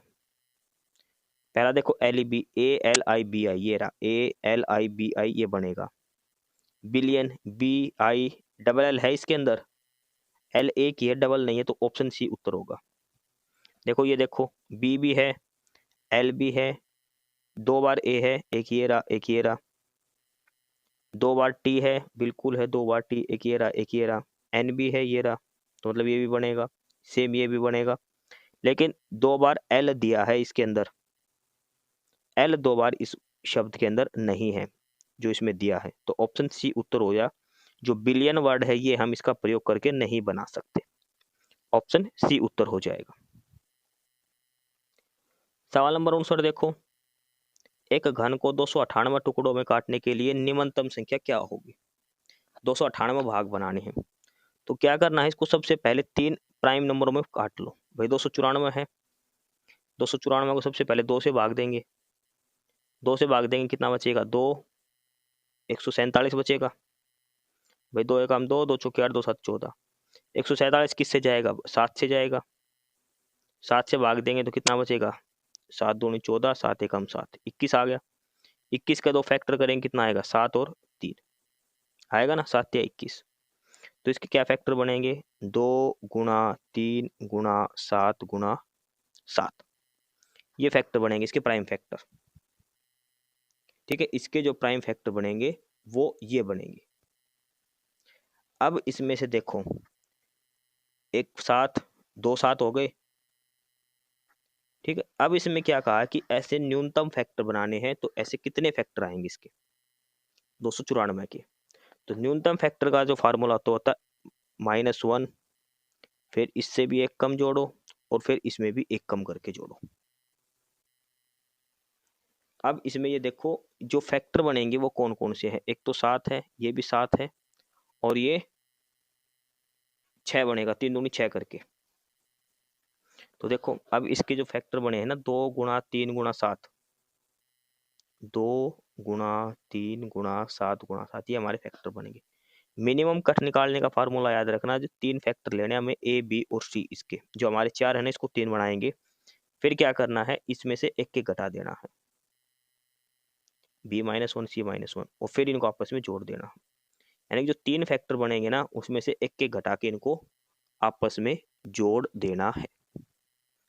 ठीक है, तो 2 तो 7 है, दो 7 तो बराबर बन रहे ना, तो 7 में से 1 गया तो 6, 7 में से 1 गया तो 6। अब ये 3 और 2 ये दोनों प्राइम नंबर हैं छोटे, इनकी गुणा कर दो 6, तो एक फैक्टर बनेगा 6। तो 6 माइनस 1 कितना आएगा 5। 5 जमा 6 जमा 6 तो कितने बनेंगे इसके 17। कितने बनेंगे 17। ऑप्शन बी उत्तर होगा। सवाल नंबर 60 देखो, बच्चों की एक पंक्ति में हरी बाएं से 11वां है। देखो ये लेफ्ट ये राइट, इधर से हरी कितने नंबर पर है 11 नंबर पर, और मंजू जो है वो दाएं से कितने नंबर पर है 13 नंबर पर। जब आपस में जगह बदल गई तो हरी बाएं से 13वें नंबर पर हो गए, अब हरी इधर से लेफ्ट से 13वें नंबर पर आ गया। मतलब ये जो मंजू है ना, ये लेफ्ट से भी 13वें नंबर पर है और राइट से भी 13वें नंबर। आप ध्यान से सोचो तो भाई हरी इधर 11वें पर था, इधर आते 13वां नंबर हो गया, और राइट से भी इसका 13वां नंबर था। मतलब इधर से भी 13 और इधर से भी 13, तो बच्चे कितने हो गए 13 और 13 26 में से 1 गया तो 25 बच्चे। लाइन में टोटल बच्चे कितने हैं 25। लेकिन इसने पूछा कि दाएं से मंजू का नया स्थान क्या होगा, यानी कि यहाँ पे मंजू आ गई तो ये स्थान दाएं से कौन से नंबर पड़ेगा। टोटल 25 है, इधर से 11 आ गए तो इधर से कौन सा नंबर पड़ेगा इसका 14, 14 प्लस 1 15, तो इधर से कौन सा नंबर पड़ेगा इसका भाई। अच्छा मंजू 17th है, सॉरी इंग्लिश में 17th दे रखा है और ऊपर हमने हिंदी में अच्छा 13वां ले लिए, 17वां नंबर दे रखा है यहाँ पे। ये स्टेटमेंट थोड़ी सी गलत पढ़ दी। देखो इसमें क्या दे रखा है, इसमें जो क्वेश्चन दे रखा है वो ये है हरी 11 फ्रॉम लेफ्ट, ये लेफ्ट है ये राइट है, इधर से हरी है 11वें नंबर पर, इधर से मंजू है 17वें नंबर पर। जगह बदलते ही हरी यहाँ आ गया और ये जगह यहाँ से कितने नंबर पर गई 13वें नंबर पर, यानी कि बीच में कितने बढ़ गए, इधर से 13वें नंबर पर गई ना, पहले 11वें पे था और अब ये कितने नंबर पर हो गया 13वां। कितने बच्चे बीच में 2 बच्चे हैं, मतलब ये 17वें नंबर से इधर आएगी तो 2 बच्चे ऐड होंगे, तो 17वां नंबर पर पहले थी, अब कितने नंबर पर आ जाएगी 19वें नंबर पर, 19 नंबर पर। ठीक है, ये पहले 17वें नंबर पर थी, ये 13वें नंबर पर आ गई, 11 से 13 2 बच्चे ऐड हो गए तो 17 में भी 2 ऐड हो जाएंगे 19 हो जाएगा। ऑप्शन डी उत्तर होगा। सवाल नंबर 61 है कथन और निष्कर्ष का। कथन निष्कर्ष देखो, कुछ मेज कुर्सियां हैं, some tables are chair, some tables are chair. कुछ कुर्सियां बेड हैं, तो सम चेयर आर बेड। सभी बेड जो है वो रूम है, तो बेड है ये सारे के सारे क्या बना दिए रूम बना दिए, ये है। कुछ टेबल हैं वो चेयर है, कुछ चेयर हैं वो बेड है, और सारे बेड क्या है रूम है। अब देखो कुछ कमरे सम रूम आर टेबल, रूम और टेबल का कोई डायरेक्ट रिलेशन नहीं दे रखा, तो ये गलत है। सम रूम आर चेयर, बिल्कुल रूम और चेयर का ये हिस्सा कॉमन आ रखा है, बिल्कुल सही। सम बेड आर चेयर, बेड और चेयर का बिल्कुल ये हिस्सा कॉमन है, बिल्कुल सही। यानी केवल निष्कर्ष 2 और 3 का अनुसरण करता है, निष्कर्ष 2 और 3 का अनुसरण करता है, यानी कि ऑप्शन बी उत्तर हो जाएगा, केवल निष्कर्ष 2 और 3 का ये अनुसरण करता है। इस क्लास की पीडीएफ के लिए आपको डिस्क्रिप्शन बॉक्स में टेलीग्राम चैनल का लिंक मिलेगा, नॉलेज हब 7900 करके। आप नॉलेज हब टेलीग्राम चैनल जरूर ज्वाइन करें। आगे है सवाल नंबर 62, रीजनिंग का ही सवाल है ये, और ये है फैमिली रिलेशन का। पी जो है वो क्यू का पुत्र है, क्यू का बेटा कौन है पी है, ठीक है। क्यू पी का पिता नहीं है, लेकिन क्यू पी का पिता नहीं तो क्या हो गई इसकी माता हो गई, सीधी सी बात है। क्यू जो हो पी की माँ है। आर एस का पुत्र है, एस का बेटा कौन है आर है। जो पी का भाई है, तो ये दोनों भाई हो गए, तो मतलब ये वाइफ है तो ये क्या हो गया हस्बैंड। ठीक है, देखो मेल के लिए हम प्लस रखते, फीमेल के लिए माइनस रखते, ध्यान रखना। तो पी और आर दोनों बराबर हैं और दोनों मेल है, मतलब ये दोनों भाई हो गए। क्यू और एस तो ये दोनों क्या है हस्बैंड वाइफ। टी एस की पत्नी है, इसने क्या लिख दिया भाई ये तो गलत कर दिया है हमने। फिर देखो इंग्लिश में पढ़ते हैं, P is the son of Q but Q is not father of P, देखो पी जो है वो क्यू का सन है, पी, क्यू इसका फादर नहीं तो क्यू इसकी मदर हो गई। R is the son of S, R जो है वो सन है किसका, एस का। एस इज द, अच्छा हु इज, यानी कि एस है वो पी का भाई है, तो क्या बनेगा हमारे पास, ये पी है, इसका भाई कौन है, एस, और एस का बेटा कौन है, आर। टी जो है वो एस की वाइफ है, टी है वो एस की वाइफ है, ये दोनों एस और टी हस्बैंड वाइफ है, पी एस का भाई है और एस और टी का संतान है आर। क्यू है ये इनकी माँ हो गई, पी और एस की। तो पी का आर से क्या संबंध है, तो पी का आर से क्या संबंध है, पी क्या लगेगा आर का, चाचा या ताऊ लगेगा, आर क्या लगेगा इसका भतीजा लगेगा। तो पी आर से, तो आर का पी क्या लगेगा, चाचा अंकल लगेगा। ठीक है, अगर ये पूछ लेता आर पी से कैसे संबंधित है, जब तो उत्तर आता भतीजा। अब पूछे पी आर से कैसे संबंधित, यानी कि आर जो हो पी को क्या कह के बोलेगा, तो अंकल कह के बोलेगा। ठीक है, इसलिए ऑप्शन ए आंसर होगा, ऑप्शन सी नहीं होगा। वो how is P related to R, R के संबंध में हमें बताना पी क्या लगेगा आर का, ये ध्यान रखना, इसमें ऑप्शन ए आंसर आएगा, सी नहीं आएगा इसका। प्रश्न नंबर 63 देखो, rain is falling vertically on a person running, एक आदमी पूर्व की तरफ भाग रहा है और उसके ऊपर बारिश गिर रही है, तो which direction would the rain coming from. भाई देखो हम पूर्व की तरफ भाग रहे हैं और हमारे साइड ऐसे ही बारिश गिर रही है, तो मतलब बारिश किधर से आ रही है, पूर्व की साइड से ही आ रही है। जिस साइड मुंह करके हम भाग रहे हैं उधर से हमारे ऊपर बारिश आ रही है, तो मतलब डायरेक्शन किस तरफ से आ रही है, उसी साइड से बारिश आ रही है, सीधी सी बात है। तो पूर्व से ही, अगर हमारी पीठ पर बूंद गिरेगी तो बारिश पश्चिम से आ रही है।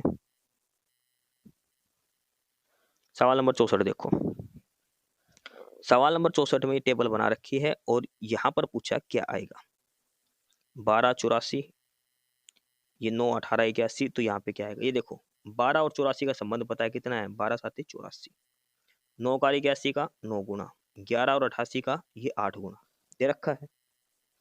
अब इधर 14 दे रखा 14, तो ये देखो 7 गुना था इसका डबल, ये 9 गुना था इसका डबल 18, तो ये 8 गुना था तो इसका डबल क्या आएगा 16, ऑप्शन ए उत्तर हो जाएगा। इन दोनों का संबंध जितना गुना है उसका डबल एक होने वाली संख्या लिख रखी है, तो ऑप्शन ए उत्तर हो जाएगा 64 नंबर का। 65 नंबर देखो, इसमें यह बताना यहाँ पे क्या आएगा, देखो 2 से 5 गया 3 बढ़ गया, 5 से 10 गया 5 बढ़ गया, 10 से 17 गया 7 बढ़ गया, 17 से 26 गया 9 बढ़ गया, 3 5 7 9, तो आगे क्या बढ़ेगा 11, 26 में 11 जोड़ेंगे कितना आएगा 37, ऑप्शन डी उत्तर। बिल्कुल आसान सवाल है, 3 5 7 9 11, ऑप्शन डी उत्तर हो जाएगा 37।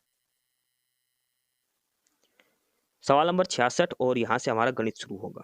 अब हम 15 प्रश्न करेंगे गणित के।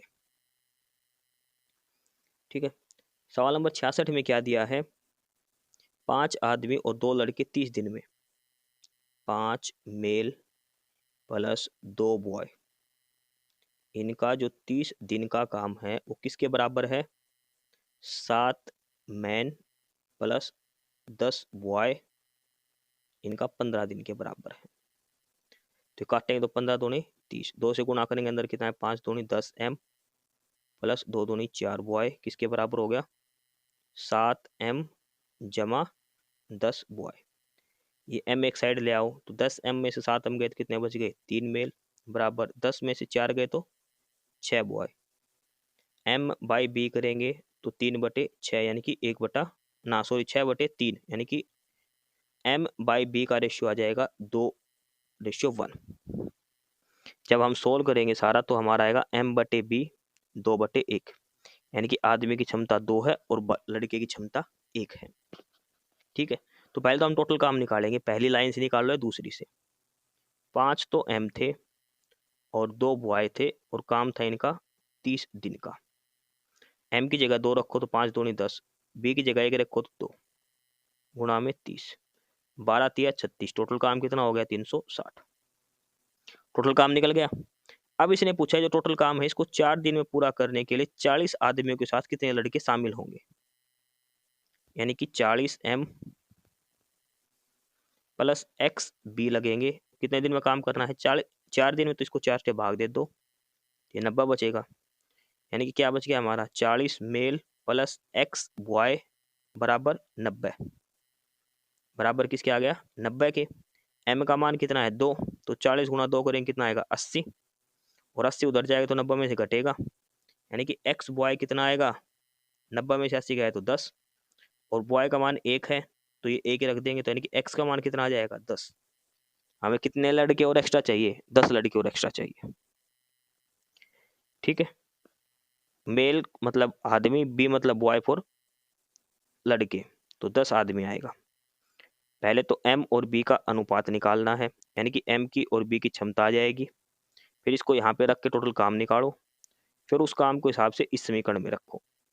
40 आदमी जमा x लड़के, उस काम को करना है 4 दिन में पूरा, और काम कितना आया था हमारा टोटल 360, तो 4 इधर आके नीचे आ जाएगा तो 90 बनेगा। m का मान है 2, b का मान है 1, तो यहाँ पे 2 करेंगे तो 80 आएगा, और b का मान 1 है तो 1 गुना x करेंगे तो x आएगा। 80 जमा x आएगा 90 के बराबर, तो x का मान आ जाएगा 90 माइनस 80 10। ये सवाल था। सवाल नंबर 67 देखो आगे।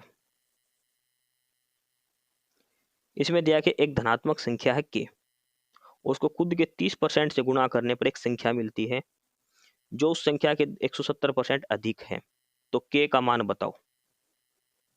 ये बताना हमें। देखो k दे रखा है, k का 30%, k है इसका 30% क्या होगा 30 गुणा बटे 100 गुणा में k, किसके बराबर है उसके 170% अधिक है।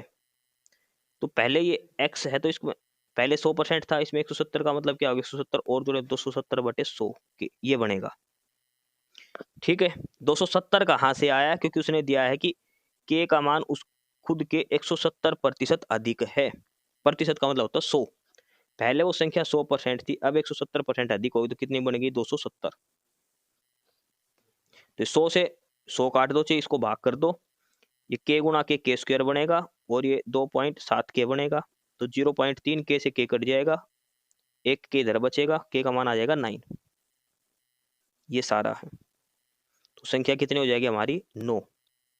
ये ध्यान रखना उसने दे रखा है कि वो जो k है वो उससे 170% अधिक है। ये चीज यहाँ पे डायरेक्ट लिख रखी k प्लस 170 बटे 100 k, क्योंकि 170% का मतलब बटे में 100 होगा, k से 170% अधिक, तो k जमा में 170 बटे में 100 k, तब आएगा 270 बटे 100। ठीक है, तो संख्या क्या आ जाएगी 9 आएगी। तो सवाल नंबर 67 का ऑप्शन ए उत्तर हो जाएगा 9। आगे देखो सवाल नंबर 68। 100 रुपए की एक शर्ट पर 10% की छूट और 300 रुपए की एक पतलून पर 20% की छूट है। एक व्यक्ति ने एक शर्ट और 3 पतलून खरीदी तो उसे टोटल कितनी छूट मिलेगी। देखो शर्ट का रेट है 100 रुपए, 10% की छूट दे दी तो कितने रुपए की शर्ट होगी 90 रुपए की। 300 रुपए की एक पतलून पर 20% छूट दे दी तो 20 या 60 यानी कि कितने की बनेगी 240 रुपए की। एक आदमी ने एक शर्ट खरीदी और 3 पतलून खरीदी तो उसे टोटल कितनी छूट मिली, ये हमने बताना है। टोटल छूट उसकी बतानी है। देखो एक शर्ट खरीदी थी, 3 पैंट खरीदी थी, पैंट का शर्ट का मूल्य 100 रुपए था, पैंट का 300 था, टोटल कितने रुपए की होगी 1000 रुपए की। भाई 3 पैंट 900 रुपए की, एक शर्ट 100 रुपए की मिला के। लेकिन शर्ट को अगर छूट दे दी 10% की तो शर्ट का रेट कितना आ गया 90 रुपया।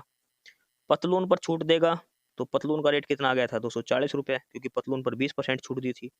300 का 20% करेंगे 60 रुपया, तो 60 घटाएंगे तो 240 रुपया बच गया। अब इसने पतलून खरीदी है 3, एक पतलून पड़ी 240 की, तो 3 पतलून कितने की पड़ेगी 720 की। 720 की तो इसके 3 पैंट पड़ी है और 90 रुपए की इसके शर्ट पड़ी है, तो टोटल कितने रुपए की खरीदी इसने 810 रुपए की। लेकिन रेट कितना था इसका 1000 रुपए, खरीदे कितने में 810 रुपए में, तो इसका मतलब टोटल छूट कितने रुपए की मिली 190 रुपए की। 190 रुपए की छूट किस पर मिली, क्रय मूल्य कितना था 1000 रुपए, तो 190 बटे 1000 गुणा में 100 करें तो कितना परसेंट छूट आएगा 19%। तो ओवरऑल जो डिस्काउंट मिला इसको कितना मिला है 19%। अगर डिस्काउंट नहीं लेता तो इस 3 पैंट और एक शर्ट का रेट पड़ता 1000 रुपए, छूट के बाद इसको पड़े हैं 810 रुपए का, तो कितना रुपए का फर्क पड़ा 190 रुपए का। परसेंट निकालेंगे तो 190 बटे में क्रय मूल्य गुणा में 100। तो प्रश्न नंबर 68 का ऑप्शन ए उत्तर हो जाएगा, 19% की छूट इस पर मिली है। अगला है प्रश्न नंबर 69। ये सवाल देखो, कि एक डब्बे में 3 सिक्के हैं, 3:5:7 में, 1 रुपया का, 5 रुपये का और 10 रुपये का, और टोटल रुपये हैं 2842। तो 10 रुपये के कितने सिक्के हैं ये हमें बताना है। देखो 3:5:7 के अनुपात में है। ये तो है 1 रुपया का, ये है 5 रुपये का और ये 10 रुपये का। अगर ये ऐसा ही होता तो 1 गुणा 3 ये 3 रुपया बन गए, ये 5 के जोड़ेंगे तो 5 5 25 बन गए, 10 आते 70 बन गए। तो जोड़ेंगे कितने बनेंगे, 70, 90 और 98। कितने रुपए बन गए हमारे टोटल, ये 98 रुपए। लेकिन दे कितने रखे हैं, 2842। 2842 ये कितना दे रखा है इसका, ये दे रखा 29 गुना।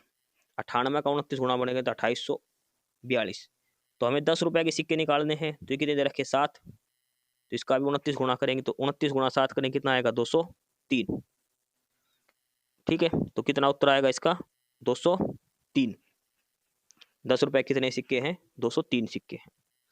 भाई ये 3:5:7 है, इसको आप x मान के भी कर लो।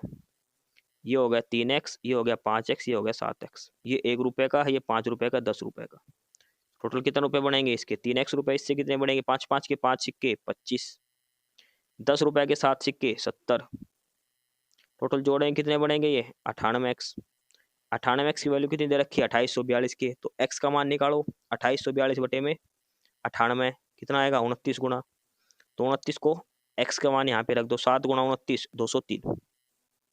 ये करना है, ऑप्शन डी उत्तर होगा। सवाल नंबर 70 देखो, ये प्रश्न थोड़ा गलत टाइप हो गया। ये है 17 की पावर 1995 जमा 11 की पावर 1995 माइनस 7 की पावर 1995।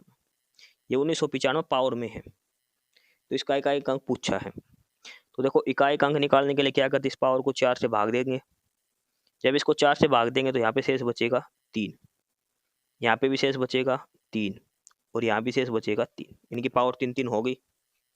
अब एक चीज देखो छोटी सी, यहाँ भी 7 की पावर 3 है और यहाँ भी 7 की पावर 3, तो इकाई अंक दोनों का बराबर आएगा। भाई 7 की पावर 3 कितना होता है 343, यानी कि यहाँ से इकाई अंक कितना आएगा 3, यहाँ से भी 3 आएगा। ये 3 प्लस का है, 3 माइनस का है, तो 0 हो जाएगा। मतलब अब ये क्या बचेगा 11 की पावर, और 11 की पावर कितनी कर लो, इकाई अंक 1 ही रहेगा, तो क्या आएगा 1। अगर ऐसे आप नहीं करना चाहते तो देखो 17 की पावर 3 बनेगा, यहाँ पे 17 की पावर 3 जमा 11 की पावर 3 माइनस 7 की पावर 3, ये बनेगा 343, ये बनेगा 1331, ये बनेगा वापिस 343। ये एक हटा दो खाली, ये देखो इकाई अंक निकालना 3 और 1 4, 4 में से 3 गया तो 1, खाली इकाई अंक पूछा है इसने, इसलिए हम 17 नहीं 7 की वैल्यू निकाल, तो ऑप्शन सी उत्तर हो जाएगा। ठीक है, क्लास की पीडीएफ के लिए आपको डिस्क्रिप्शन बॉक्स में टेलीग्राम चैनल नॉलेज हब का लिंक दिया है, आप नॉलेज हब टेलीग्राम चैनल जरूर ज्वाइन करो, आपको पीडीएफ मिलेगी, काफी सारा स्टडी मटेरियल आपको यहाँ पर मिलने वाला है। आगे है सवाल नंबर 71, और सवाल नंबर 71 में दिया है कि एक कार 272 किलोमीटर 40 किलोमीटर प्रति घंटा की स्पीड से चली और अगले 85 किलोमीटर 50 किलोमीटर प्रति घंटा से चली, तो औसत गति बताओ। देखो स्पीड पूछी है, स्पीड क्या होती है, डिस्टेंस अपॉन में टाइम। एवरेज स्पीड पूछी है, यानी कि टोटल डिस्टेंस अपॉन में टोटल टाइम, कुल दूरी बटे में कुल समय। अब कुल दूरी तो हम निकाल सकते हैं 272 जमा 85 करके, कुल समय कैसे निकलेगा, पहले इसका निकालो फिर इसका निकालो फिर टोटल होगा। देखो एवरेज स्पीड कुल दूरी बटे कुल समय।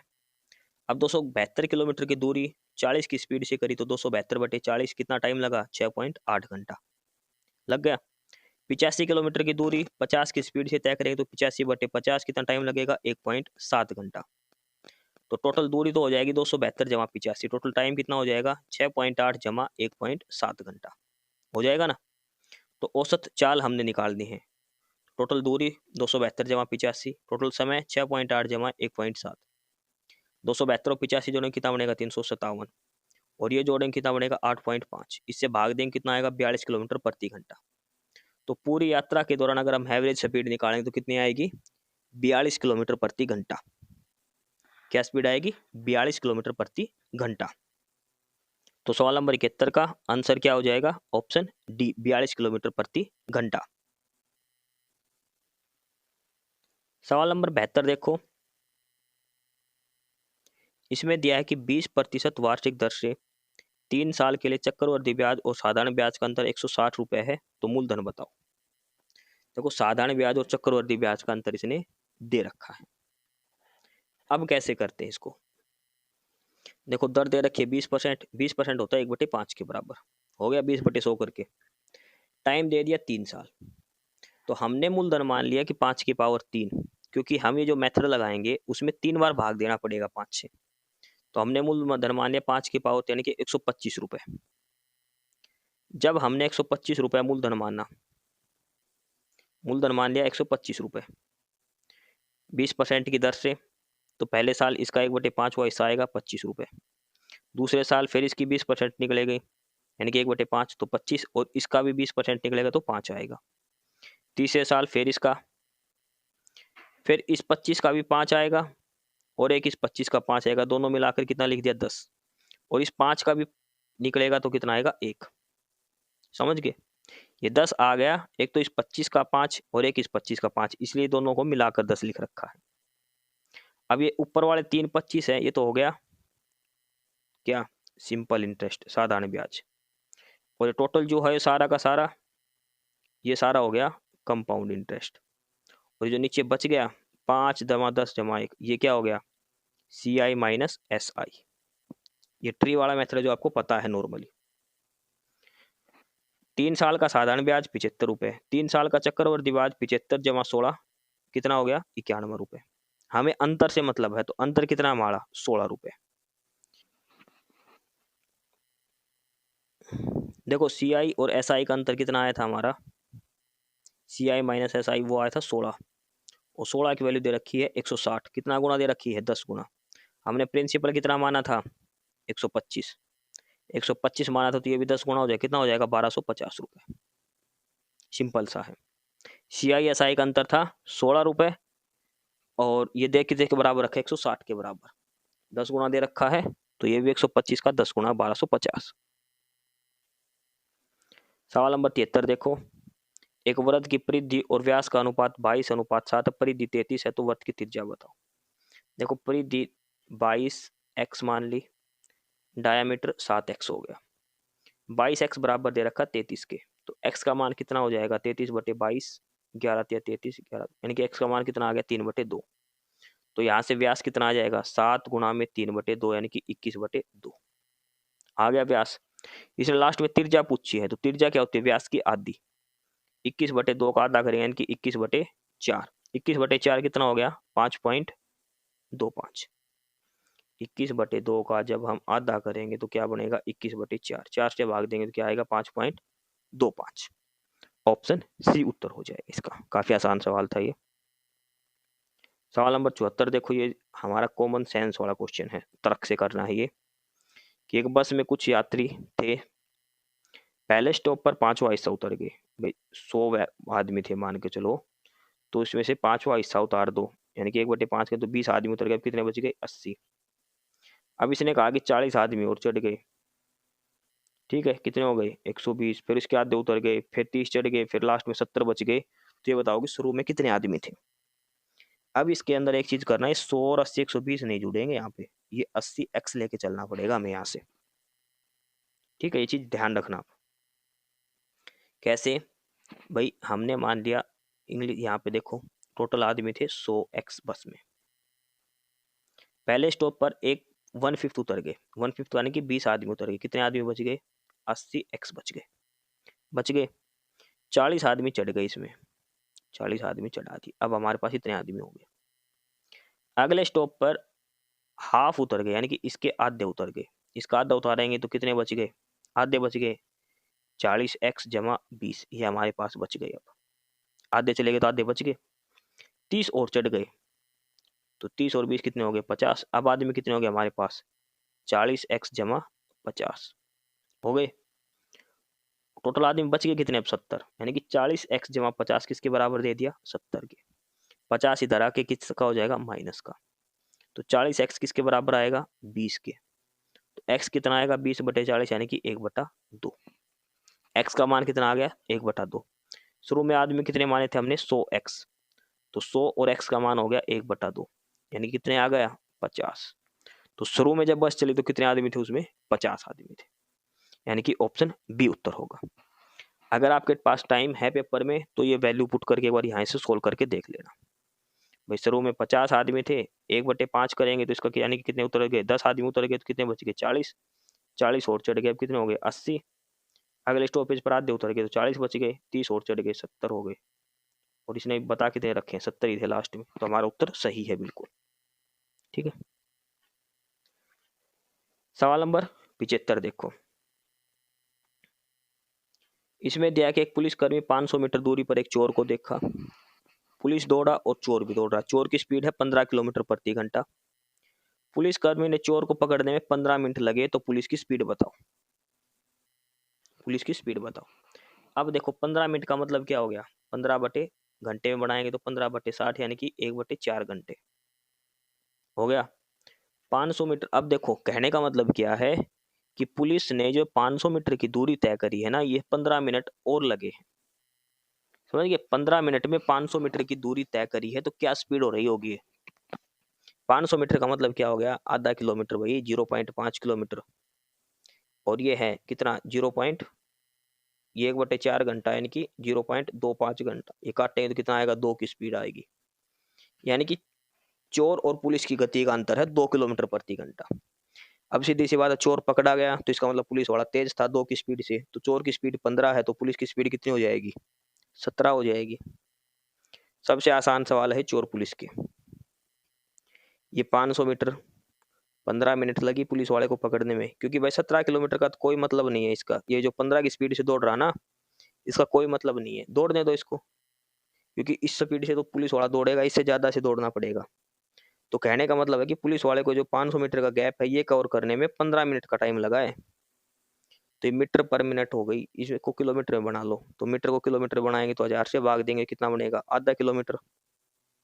ठीक है, भाग में 15 मिनट कितनी होगी 1/4, यानी कि 1/2 भाग में 1/4, 4 ऊपर चला जाएगा, यानी कि 2 किलोमीटर प्रति घंटा। चोर और पुलिस की स्पीड में अंतर है 2 किलोमीटर प्रति घंटा।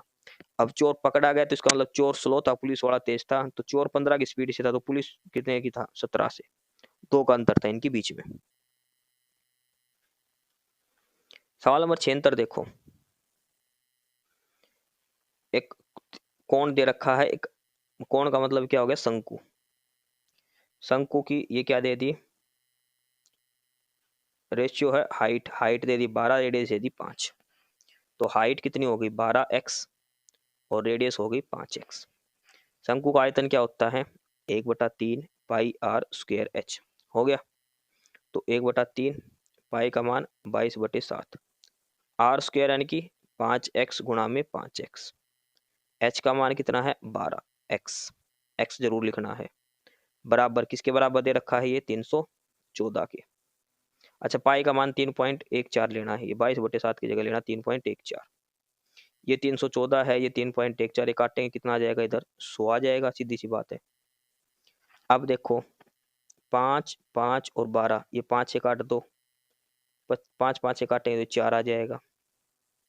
ये 4 से ये 12 काटेंगे तो 3 आएगा, 3 से 3 कट जाएगा, एक्स क्यूब का मान आएगा 1 और एक्स का मान यहाँ से कितना आ जाएगा 1। एक्स का मान यहाँ से आएगा 1, यानी कि सारी संख्या बराबर में कट जाएगी। ठीक है, एक्स का मान 1 आ गया।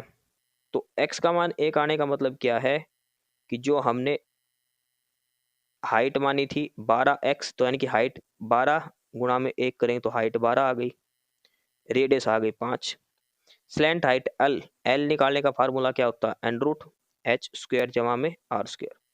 तो 12 का स्क्वायर 144, 5 का स्क्वायर 25, यानी कि 169, और 169 का जब रूट करेंगे तो किसके बराबर आएगा वो 13 सेंटीमीटर के। तो स्लैंट हाइट क्या आ जाएगी 13 सेंटीमीटर। ये सीधा फार्मूला बेस्ड सवाल था। शंकु का आयतन 1/3 पाई आर स्क्वायर एच।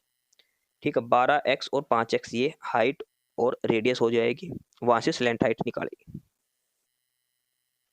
सवाल नंबर 73 देखो। एक टैंक में 3 पाइप हैं ए बी और सी, और टैंक भरता 4 घंटे में। पाइप जो सी है वो बी से एक, ये गलत है, ये एक नहीं आएगा, ये 1.5 गुना आएगा, एक सही 1/2 गुना तेज है। 1 गुना तेज का मतलब तो वही स्पीड हो गई, कोई मतलब ही नहीं निकला इसका तो। इसने कहा है कि जो पाइप सी है वो बी से 1.5 गुना तेज है और बी जो है वो ए से 3 गुना तेज है। समझ गए? तो पाइप ए अकेला उस टैंक को कितनी देर में भरेगा, ये बताना है। पहले तो यहाँ पे 1.5 कर लो, 1.5 गुना। अब देखो सबसे पहले पाइप ए से 3 गुना तेज है पाइप बी, यानी कि पाइप ए की एफिशिएंसी अगर हमने 1 मान ली तो पाइप बी की एफिशिएंसी से 3 गुना कितनी आ जाएगी, 3। और पाइप सी जो है वो बी से 1.5 गुना तेज है, 3 का 1.5 गुना करेंगे कितना आ जाएगा, 4.5। सी की एफिशिएंसी आ गई 4.5। सबसे पहले तो तीनों की एफिशिएंसी निकालनी थी, वो निकाल ली। भाई ए से 3 गुना दे रखा है बी और बी से 1.5 गुना दे रखा है सी, ये 1.5 गुना है। ठीक है, तीनों की क्षमता कितनी हो गई, 3 और 1 4 और 4 8.5। तीनों की क्षमता कितनी हो गई, 8.5। टोटल एफिशिएंसी और टाइम लगा 4 घंटे। 8.5 की स्पीड से 4 घंटे में काम किया तो टोटल काम कितना आ गया, तो 8.5 गुना 4 करेंगे कितना होगा, 5 चौक 20 और 8 चौक 32 33 34। तो टोटल काम कितना आ गया, 34। 8.5 का 4 गुना करें तो 34 आएगा। कुल काम आ गया 34। और ए को कितनी देर लगे, ए की क्षमता कितनी है 1, तो 34/a करेंगे तो ए को कितना टाइम लगेगा, 34 घंटा। ये है, पहले इनकी क्षमता निकालो अलग अलग। टोटल टाइम कितना लगता है इनको काम करने में, 4 घंटे। टोटल क्षमता कितनी है 8.5, तो 8.5 की क्षमता से 4 घंटे में कितना काम करेंगे, 34 यूनिट। ए की क्षमता कितनी है, ए अकेला पूछा तो 34/1, बी पूछता तो 34/3 करते, सी का पूछता तो 34/4.5 करते। समझ के, वो हमारा उत्तर हो जाएगा। तो इसने ए का पूछा तो 34/1 करेंगे तो 34 उत्तर आएगा, ऑप्शन बी करके। आगे है सवाल नंबर 78। 2 बोतलों में अम्ल और पानी, देखो 2 बोतल, पहली में है एसिड और वाटर का 2:3, टोटल कितना हो गया 5। दूसरी में है 1:2, टोटल कितना हो गया 3। इनका अनुपात बनाना है 1 और 3 के अनुपात में बनाना है ना। तो पहले तो इनको बराबर बनाओ, इसको 3 से गुणा करो, इसको 5 से गुणा करो, ये 15 बन जाएंगे दोनों साइड, बनेंगे ना। तो पहले इनको बराबर बनाओ, 2 3 1 और 2, ये 5 है ये 3 है, तो इसको 3 से गुणा करो, इसको 5 से करो। तो इसको 3 से गुणा करेंगे तो ये कितना आएगा, 3 दूनी 6 और 3 तिया 9, टोटल 15। और ये 5 से करेंगे तो 5 एकम 5 और 5 दूनी 10, ये भी 15। अब इसने कहा कि 1:3 में, तो इसको 1 से गुणा कर दो, इसको 3 से, तो ये तो सेम रहेगा। इसको 3 से गुणा कर कितना आएगा, 5 तिया 15 और 10 तिया 30। अमल मिलाओ 15 और 6, अमल कितना हो गया 21 और पानी कितना हो गया 30 और 9 39। तो अम्ल और पानी का अनुपात आ गया 21:39। 21:39 ऑप्शन में नहीं तो 3 से काट दो, 3 7 है 21 और ये 13 तिया 39, यानी कि 7:13 ऑप्शन ए इसका उत्तर हो जाएगा सवाल नंबर 78 का। ठीक है, इस क्लास के पीडीएफ के लिए आपको डिस्क्रिप्शन बॉक्स में टेलीग्राम चैनल का लिंक दिया है, नॉलेज हब 7900 करके, नॉलेज हब टेलीग्राम चैनल जरूर ज्वाइन करें। आगे है सवाल नंबर 79 इसमें दिया है एक समूह में कुछ छात्र है जिनकी औसत ऊंचाई है 156 सेंटीमीटर। यदि 160 सेंटीमीटर की ऊंचाई वाले 5 छात्र समूह में शामिल हो जाते हैं तो सभी छात्रों की औसत ऊंचाई 0.8 सेंटीमीटर बढ़ जाती है। तो प्रारंभ में समूह में छात्रों की संख्या कितनी थी, ये हमें बताना है। ठीक है, प्रारंभ में छात्रों की संख्या कितनी थी ये हमें बताना है। अब देखो इस सवाल को कैसे करना है। देखो पहले हाइट थी उनकी एवरेज 156 सेंटीमीटर। अब 5 बच्चे आए हैं, उनकी एवरेज हाइट है 160 सेंटीमीटर। कितने सेंटीमीटर का फर्क है, 4 सेंटीमीटर का फर्क है एक बच्चे के हिसाब से। तो 5 बच्चे आए तो इनकी टोटल हाइट कितनी फालतू हो गई, 20 सेंटीमीटर फालतू इन बच्चों के पास। 5 बच्चों की अगर टोटल हाइट की बात करें तो भाई उन सभी की एवरेज 156 थी, इनकी 160 थी। ठीक है, उसके हिसाब से चलो ये छोड़ो, आप अब बेसिक से समझो एकदम, बिल्कुल बेसिक से देखो इसको। देखो हमने टोटल स्टूडेंट मान लिए एन, एन मान लो एक्स मान लो कुछ भी। उनकी एवरेज हाइट थी 156 सेंटीमीटर जो शुरू में थे बच्चे। तो टोटल हाइट कितनी हो गई, 156 गुणा में एन हो गई। अब 5 बच्चे नए आए हैं और उनकी एवरेज हाइट है 160 सेंटीमीटर, तो इनकी टोटल हाइट कितनी होगी, 160 गुणा 5 करेंगे तो 800 सेंटीमीटर होगी। हुई कि नहीं भाई? 160 सेंटीमीटर है, 5 बच्चे नहीं आए, 800 सेंटीमीटर हो गई। तो टोटल हाइट कितनी हो गई? n प्लस 5 बच्चे होगी। पहले n बच्चे थे ग्रुप में, 5 बच्चे और आ गए, तो टोटल हाइट कितनी हो गई? 800 तो इनकी हो गई और उनकी हो गई 156 गुणा में n करके। और नई औसत हाइट बढ़ गई 0.8 से। पहले इनकी औसत हाइट थी 156, अब बढ़ गई 0.8 और, तो नई हाइट कितनी हो गई? 156.8। और बच्चे कितने हो गए अब? n प्लस 5, यानी कि n प्लस 5 बच्चों की हाइट कितनी हो गई? 156.8। लेकिन हमारे पास टोटल हाइट कितनी है? 800 जमा में 156 n है कि नहीं है? तो यानी कि n जमा 5, ये टोटल हाइट आएगी इन बच्चों की, यहाँ से गुणा करेंगे तो, और ये किसके बराबर रखेंगे हम? 800 जमा 156 n के। यहाँ से n का मान आ जाएगा 20। तो यानी कि स्टार्ट में बच्चे कितने थे? 20 बच्चे थे क्लास के अंदर। क्लास के अंदर टोटल कितने बच्चे थे? 20 बच्चे थे। तो ऑप्शन ए उत्तर हो जाएगा, 20 बच्चे इस क्लास में थे शुरू में।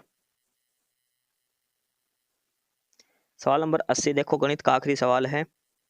अभिषेक, विमल और चिन्मय, यानी कि ए बी सी करके, देखो ए का नाम ए से है, कभी से सी से, एक साझेदारी में प्रवेश करते हैं। अभिषेक विमल के निवेश का 3 गुना और विमल चिन्मय के निवेश का 2/3 निवेश करता है। टोटल लाभ 5500, तो चिन्मय का हिस्सा बताओ। देखो 3 है, ए बी सी करके। इसमें देखो, अभिषेक इन्वेस्ट 3 टाइम टू विमले। मान लो विमल ने x इन्वेस्ट करे, तो अभिषेक ने कितने करे? 3x। लेकिन इसने कहा कि विमल इन्वेस्ट 2/3 ऑफ चिन्मय, तो सबसे पहले हम चिन्मय का मानेंगे। सबसे पहले किसका मानेंगे फिर? चिन्मय का। चिन्मय ने x करा, तो विमल ने इसका 2/3 करा, तो कितना हो गया? 2/3x हो गया।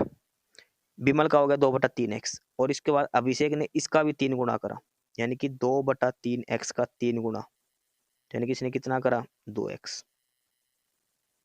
हो गया।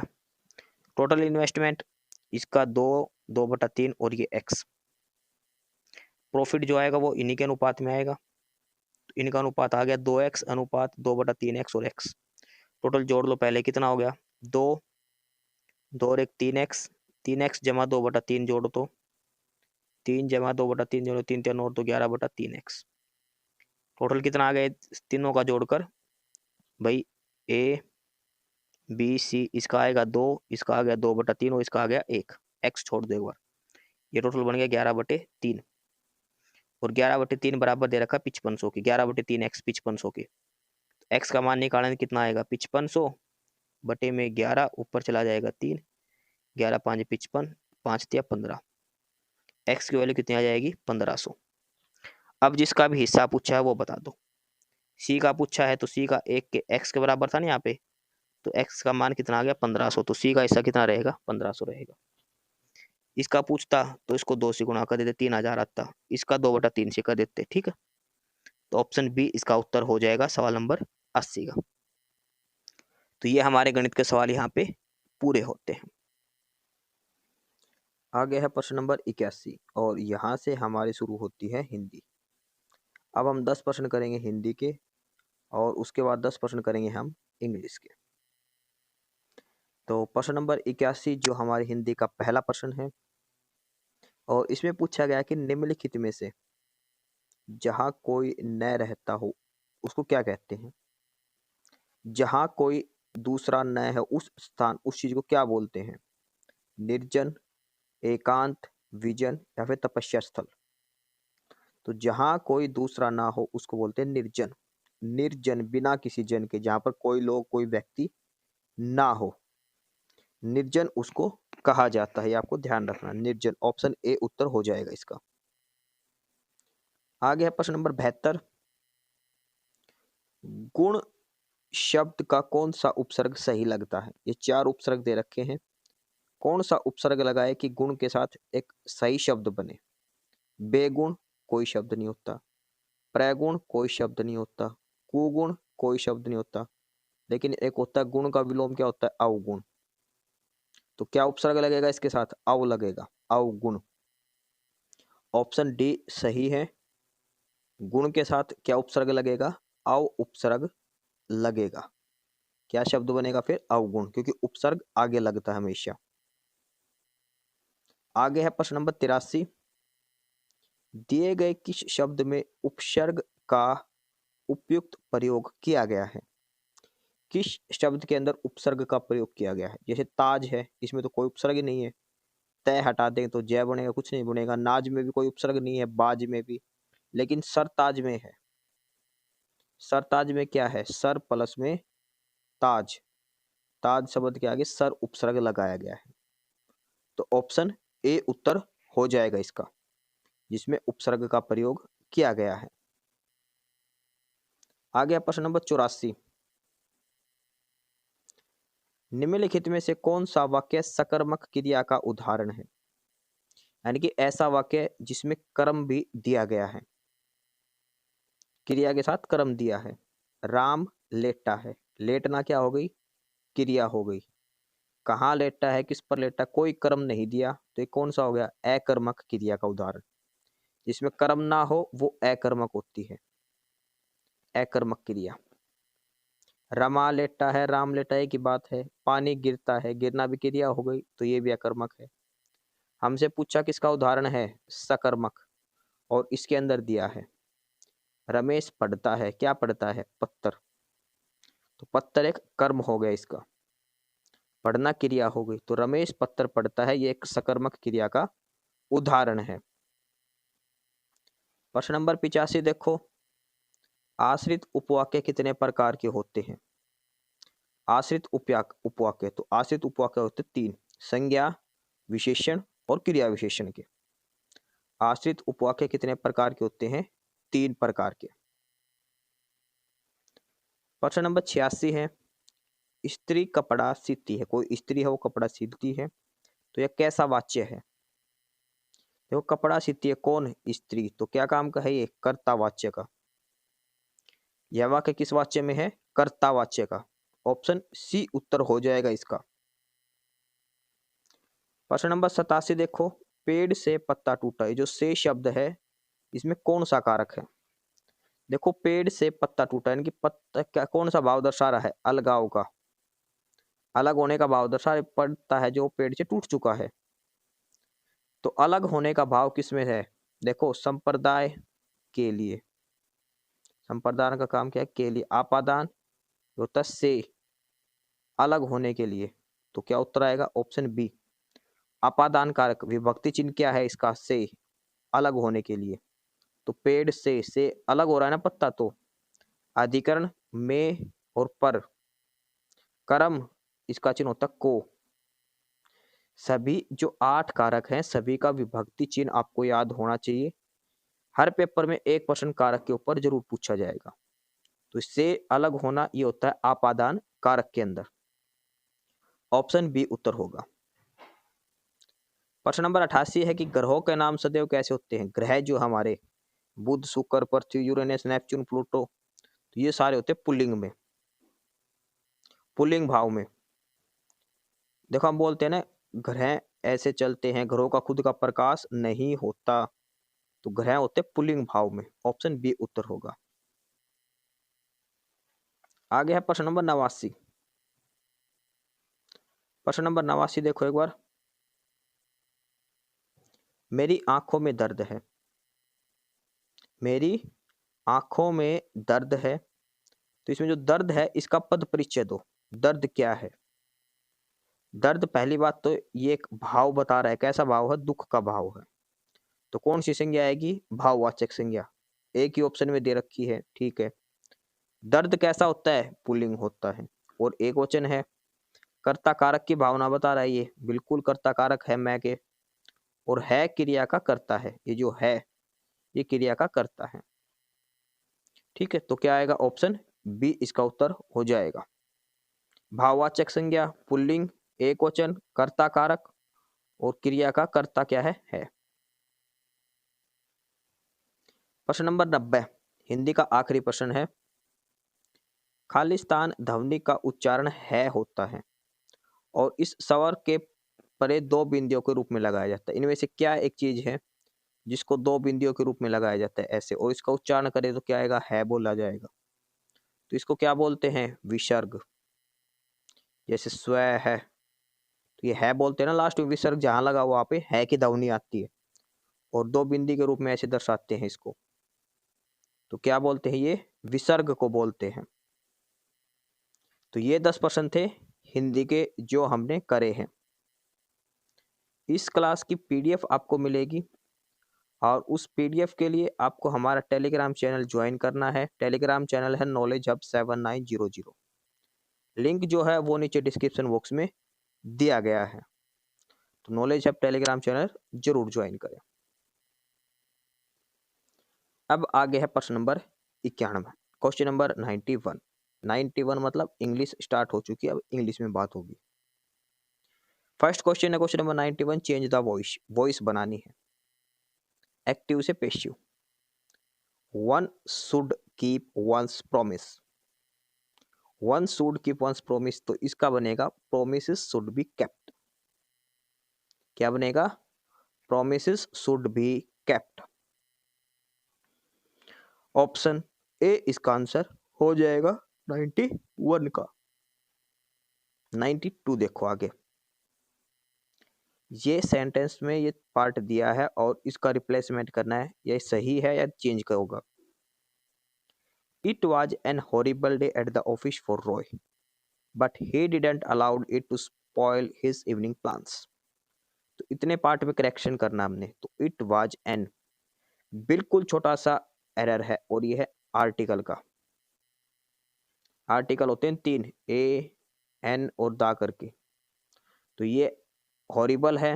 हॉरिबल क्या है, ये कॉन्सोनेंट, तो कॉन्सोनेंट से पहले एन नहीं आएगा, क्या आएगा, ए आएगा। यहाँ पे बिल्कुल छोटा सा है, ये एन की जगह क्या आएगा, ए आएगा। तो it was a horrible day at the office, an horrible day की जगह आएगा ए हॉरिबल डे, क्योंकि एच जो है वो कॉन्सोनेंट है बोलते हैं। अगर यहाँ पे वोवल की साउंड होती तो एन लगाते, कॉन्सोनेंट की साउंड में ए लगेगा। तो ऑप्शन ए इसका आंसर हो जाएगा 92 का। 93 का हमें सिनोनियम बताना है, और वर्ड है वेवरिंग। वेवरिंग का मतलब है एक किस्म से हिचकिचाना, हिचकिचाना यानी कि अटकना, एकदम फ्लुएंसी ना होना। ठीक है, एक तो ऐसी चीज जो फटाफट हम करें, और एक होता है अटक जाना थोड़ा सा। तो वेवरिंग इसका सिनोनिम होता है फ्लैक्चुएटिंग। जहाँ बोलते हैं ना लाइट फ्लैक्चुएट कर रही है, मतलब कभी अप डाउन कभी अप डाउन, ऐसे एक कांस्टेंट रेंज में नहीं होना, फ्लैक्चुएटिंग। ऑप्शन सी आंसर हो जाएगा। 94 का है, choose the correct option. The MNC is about to, ये इतने में देखना, ये से गलत है, ये यहाँ पे बस इतना इतना चेक करना है। इज अबाउट के बाद is about to be bankrupt according to right. देख हमें फ्रेज बतानी है, बी बैंकक्रप्ट कोई फ्रेज नहीं होती, एक फ्रेज होती है गो बैंकक्रप्ट। गो बैंकक्रप्ट मतलब दिवालिया हो जाना, बर्बाद हो जाना, खत्म हो जाना। गो बैंकक्रप्ट, बी की जगह क्या आएगा, गो बैंकक्रप्ट आएगा। The MNC is about to go bankrupt according to reliable sources। Option B इसका आंसर हो जाएगा 94 का। 95 है, और ये एक वर्ड है, इसका आपको बताना है कि स्पेलिंग सही है या दूसरी आएगी। The staff members were attempting to manure the board of director for the abolition of pay disparity. तो जो स्पेलिंग दी है मैन्योवर, ये बिल्कुल सही दी है, कोई इसमें चेंज नहीं आएगा, ये स्पेलिंग बिल्कुल सही है, मैन्योवर। क्वेश्चन नंबर 96 है, और आपको ईडीएम बताना है। ईडीएम, और ये दिया है down the tubes. Down the tube का मतलब क्या होता है, फेलिंग कंप्लीटली, पूरी तरह से गिर जाना, पूरी तरह से एसफेल होना, पूरी तरह से एसफल होना, down the tubes. Option B answer हो जाएगा इसका। क्वेश्चन नंबर 97 देखो, और ये सेंटेंस अरेंजमेंट है। द रिसर्चर्स, द रिसर्चर से क्या दे दिया, सब्जेक्ट, सब्जेक्ट के बाद क्या आएगा, वर्ब। डिसीजन सेंटर्स कोल्ड, तो ये भी वर्ब नहीं है यहाँ पे। एनालाइज्ड, यहाँ ये तो वर्ब है। कोर्टेक्स एंड डोर्सल, ये भी वर्ब नहीं है, ये भी नहीं है। तो वर्ब है किसमें, सिर्फ ऑप्शन बी क्यू के अंदर। तो सबसे पहले पे क्या आएगा, क्यू आएगा। इतने से ही देख लो किस ऑप्शन में क्यू है पहले पे, सिर्फ एक ही ऑप्शन के अंदर, तो ऑप्शन ए उत्तर हो जाएगा। The researchers analysed the electrical activity recorded, कहाँ से रिकॉर्ड हुई थी? Recorded from neurons into of the brain, recorded from the neurons, Q के बाद क्या आएगा? एस। ब्रेन के किससे? ब्रेन्स डिसीजन सेंटर, ब्रेन के डिसीजन सेंटर से, जिसको क्या बोलते हैं? Orbit of rental cortex and dorsal anterior cortex. जो दो भाग होते हैं ब्रेन के, उनमें से क्या क्या नाम है? तो एक का तो नाम क्या था? ऑर्बिट ऑफ फ्रंटल कॉर्टेक्स, और दूसरा का है डोर्सल कॉर्टेक्स। ठीक है, पी के बाद आएगा R, Q S P R. Option A इसका आंसर हो जाएगा क्वेश्चन नंबर 97 का।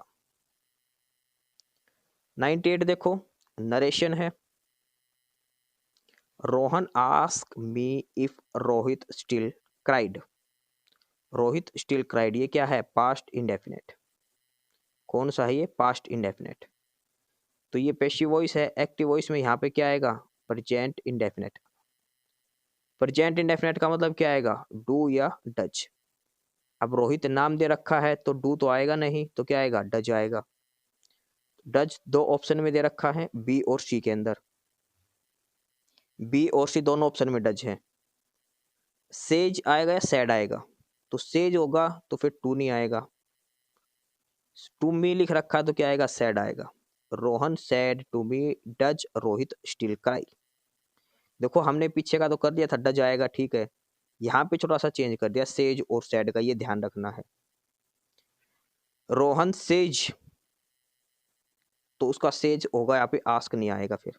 अब सैड टू का आस्क हो सकता है, सेज का सेज ही रहेगा, तो इसलिए आस्क का क्या होगा? Said to. Rohan said to me does Rohit still cry, option C answer हो जाएगा। 99 में देखो, ये चार वर्ड दे रखे हैं, इसमें से देखना है। इसके अंदर एक मिलेनियम है, एक नोटिशेबल है, एक टेक्नोलॉजिबल है, और एक है एडवांसमेंट। इसमें से किसकी स्पेलिंग गलत है वो बताना है। नोटिशेबल भी सही है, टेक्नोलॉजिकल भी और एडवांसमेंट भी। स्पेलिंग जो गलत है इस पूरे सेंटेंस के अंदर, वो है मिलेनियम की, सहस्त्रवाद। ये स्पेलिंग सही आएगी, मिलेनियम की स्पेलिंग यही आएगी जो ऑप्शन डी के अंदर दे रखी है।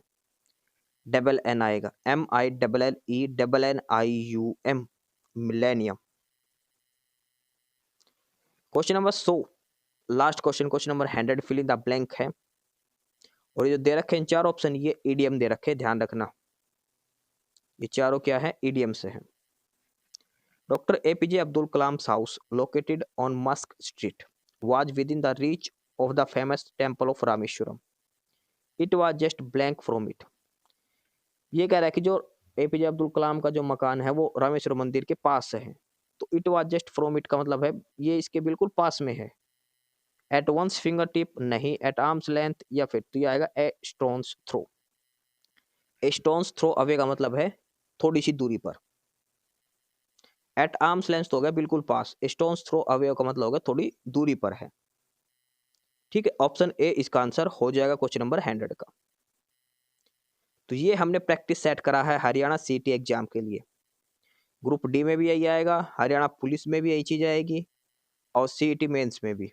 फर्क क्या है कि 2-4 प्रश्न एक्स्ट्रा हो जाएंगे जीके वाले प्रश्नों को बदलकर। बाकी देखो रीजनिंग सेम आएगी, गणित सेम आएगा, हिंदी सेम आएगी, इंग्लिश सेम आएगी, हरियाणा जीके सेम आएगी, और जो नेशनल जीके दे रखी है वो भी सेम आएगी।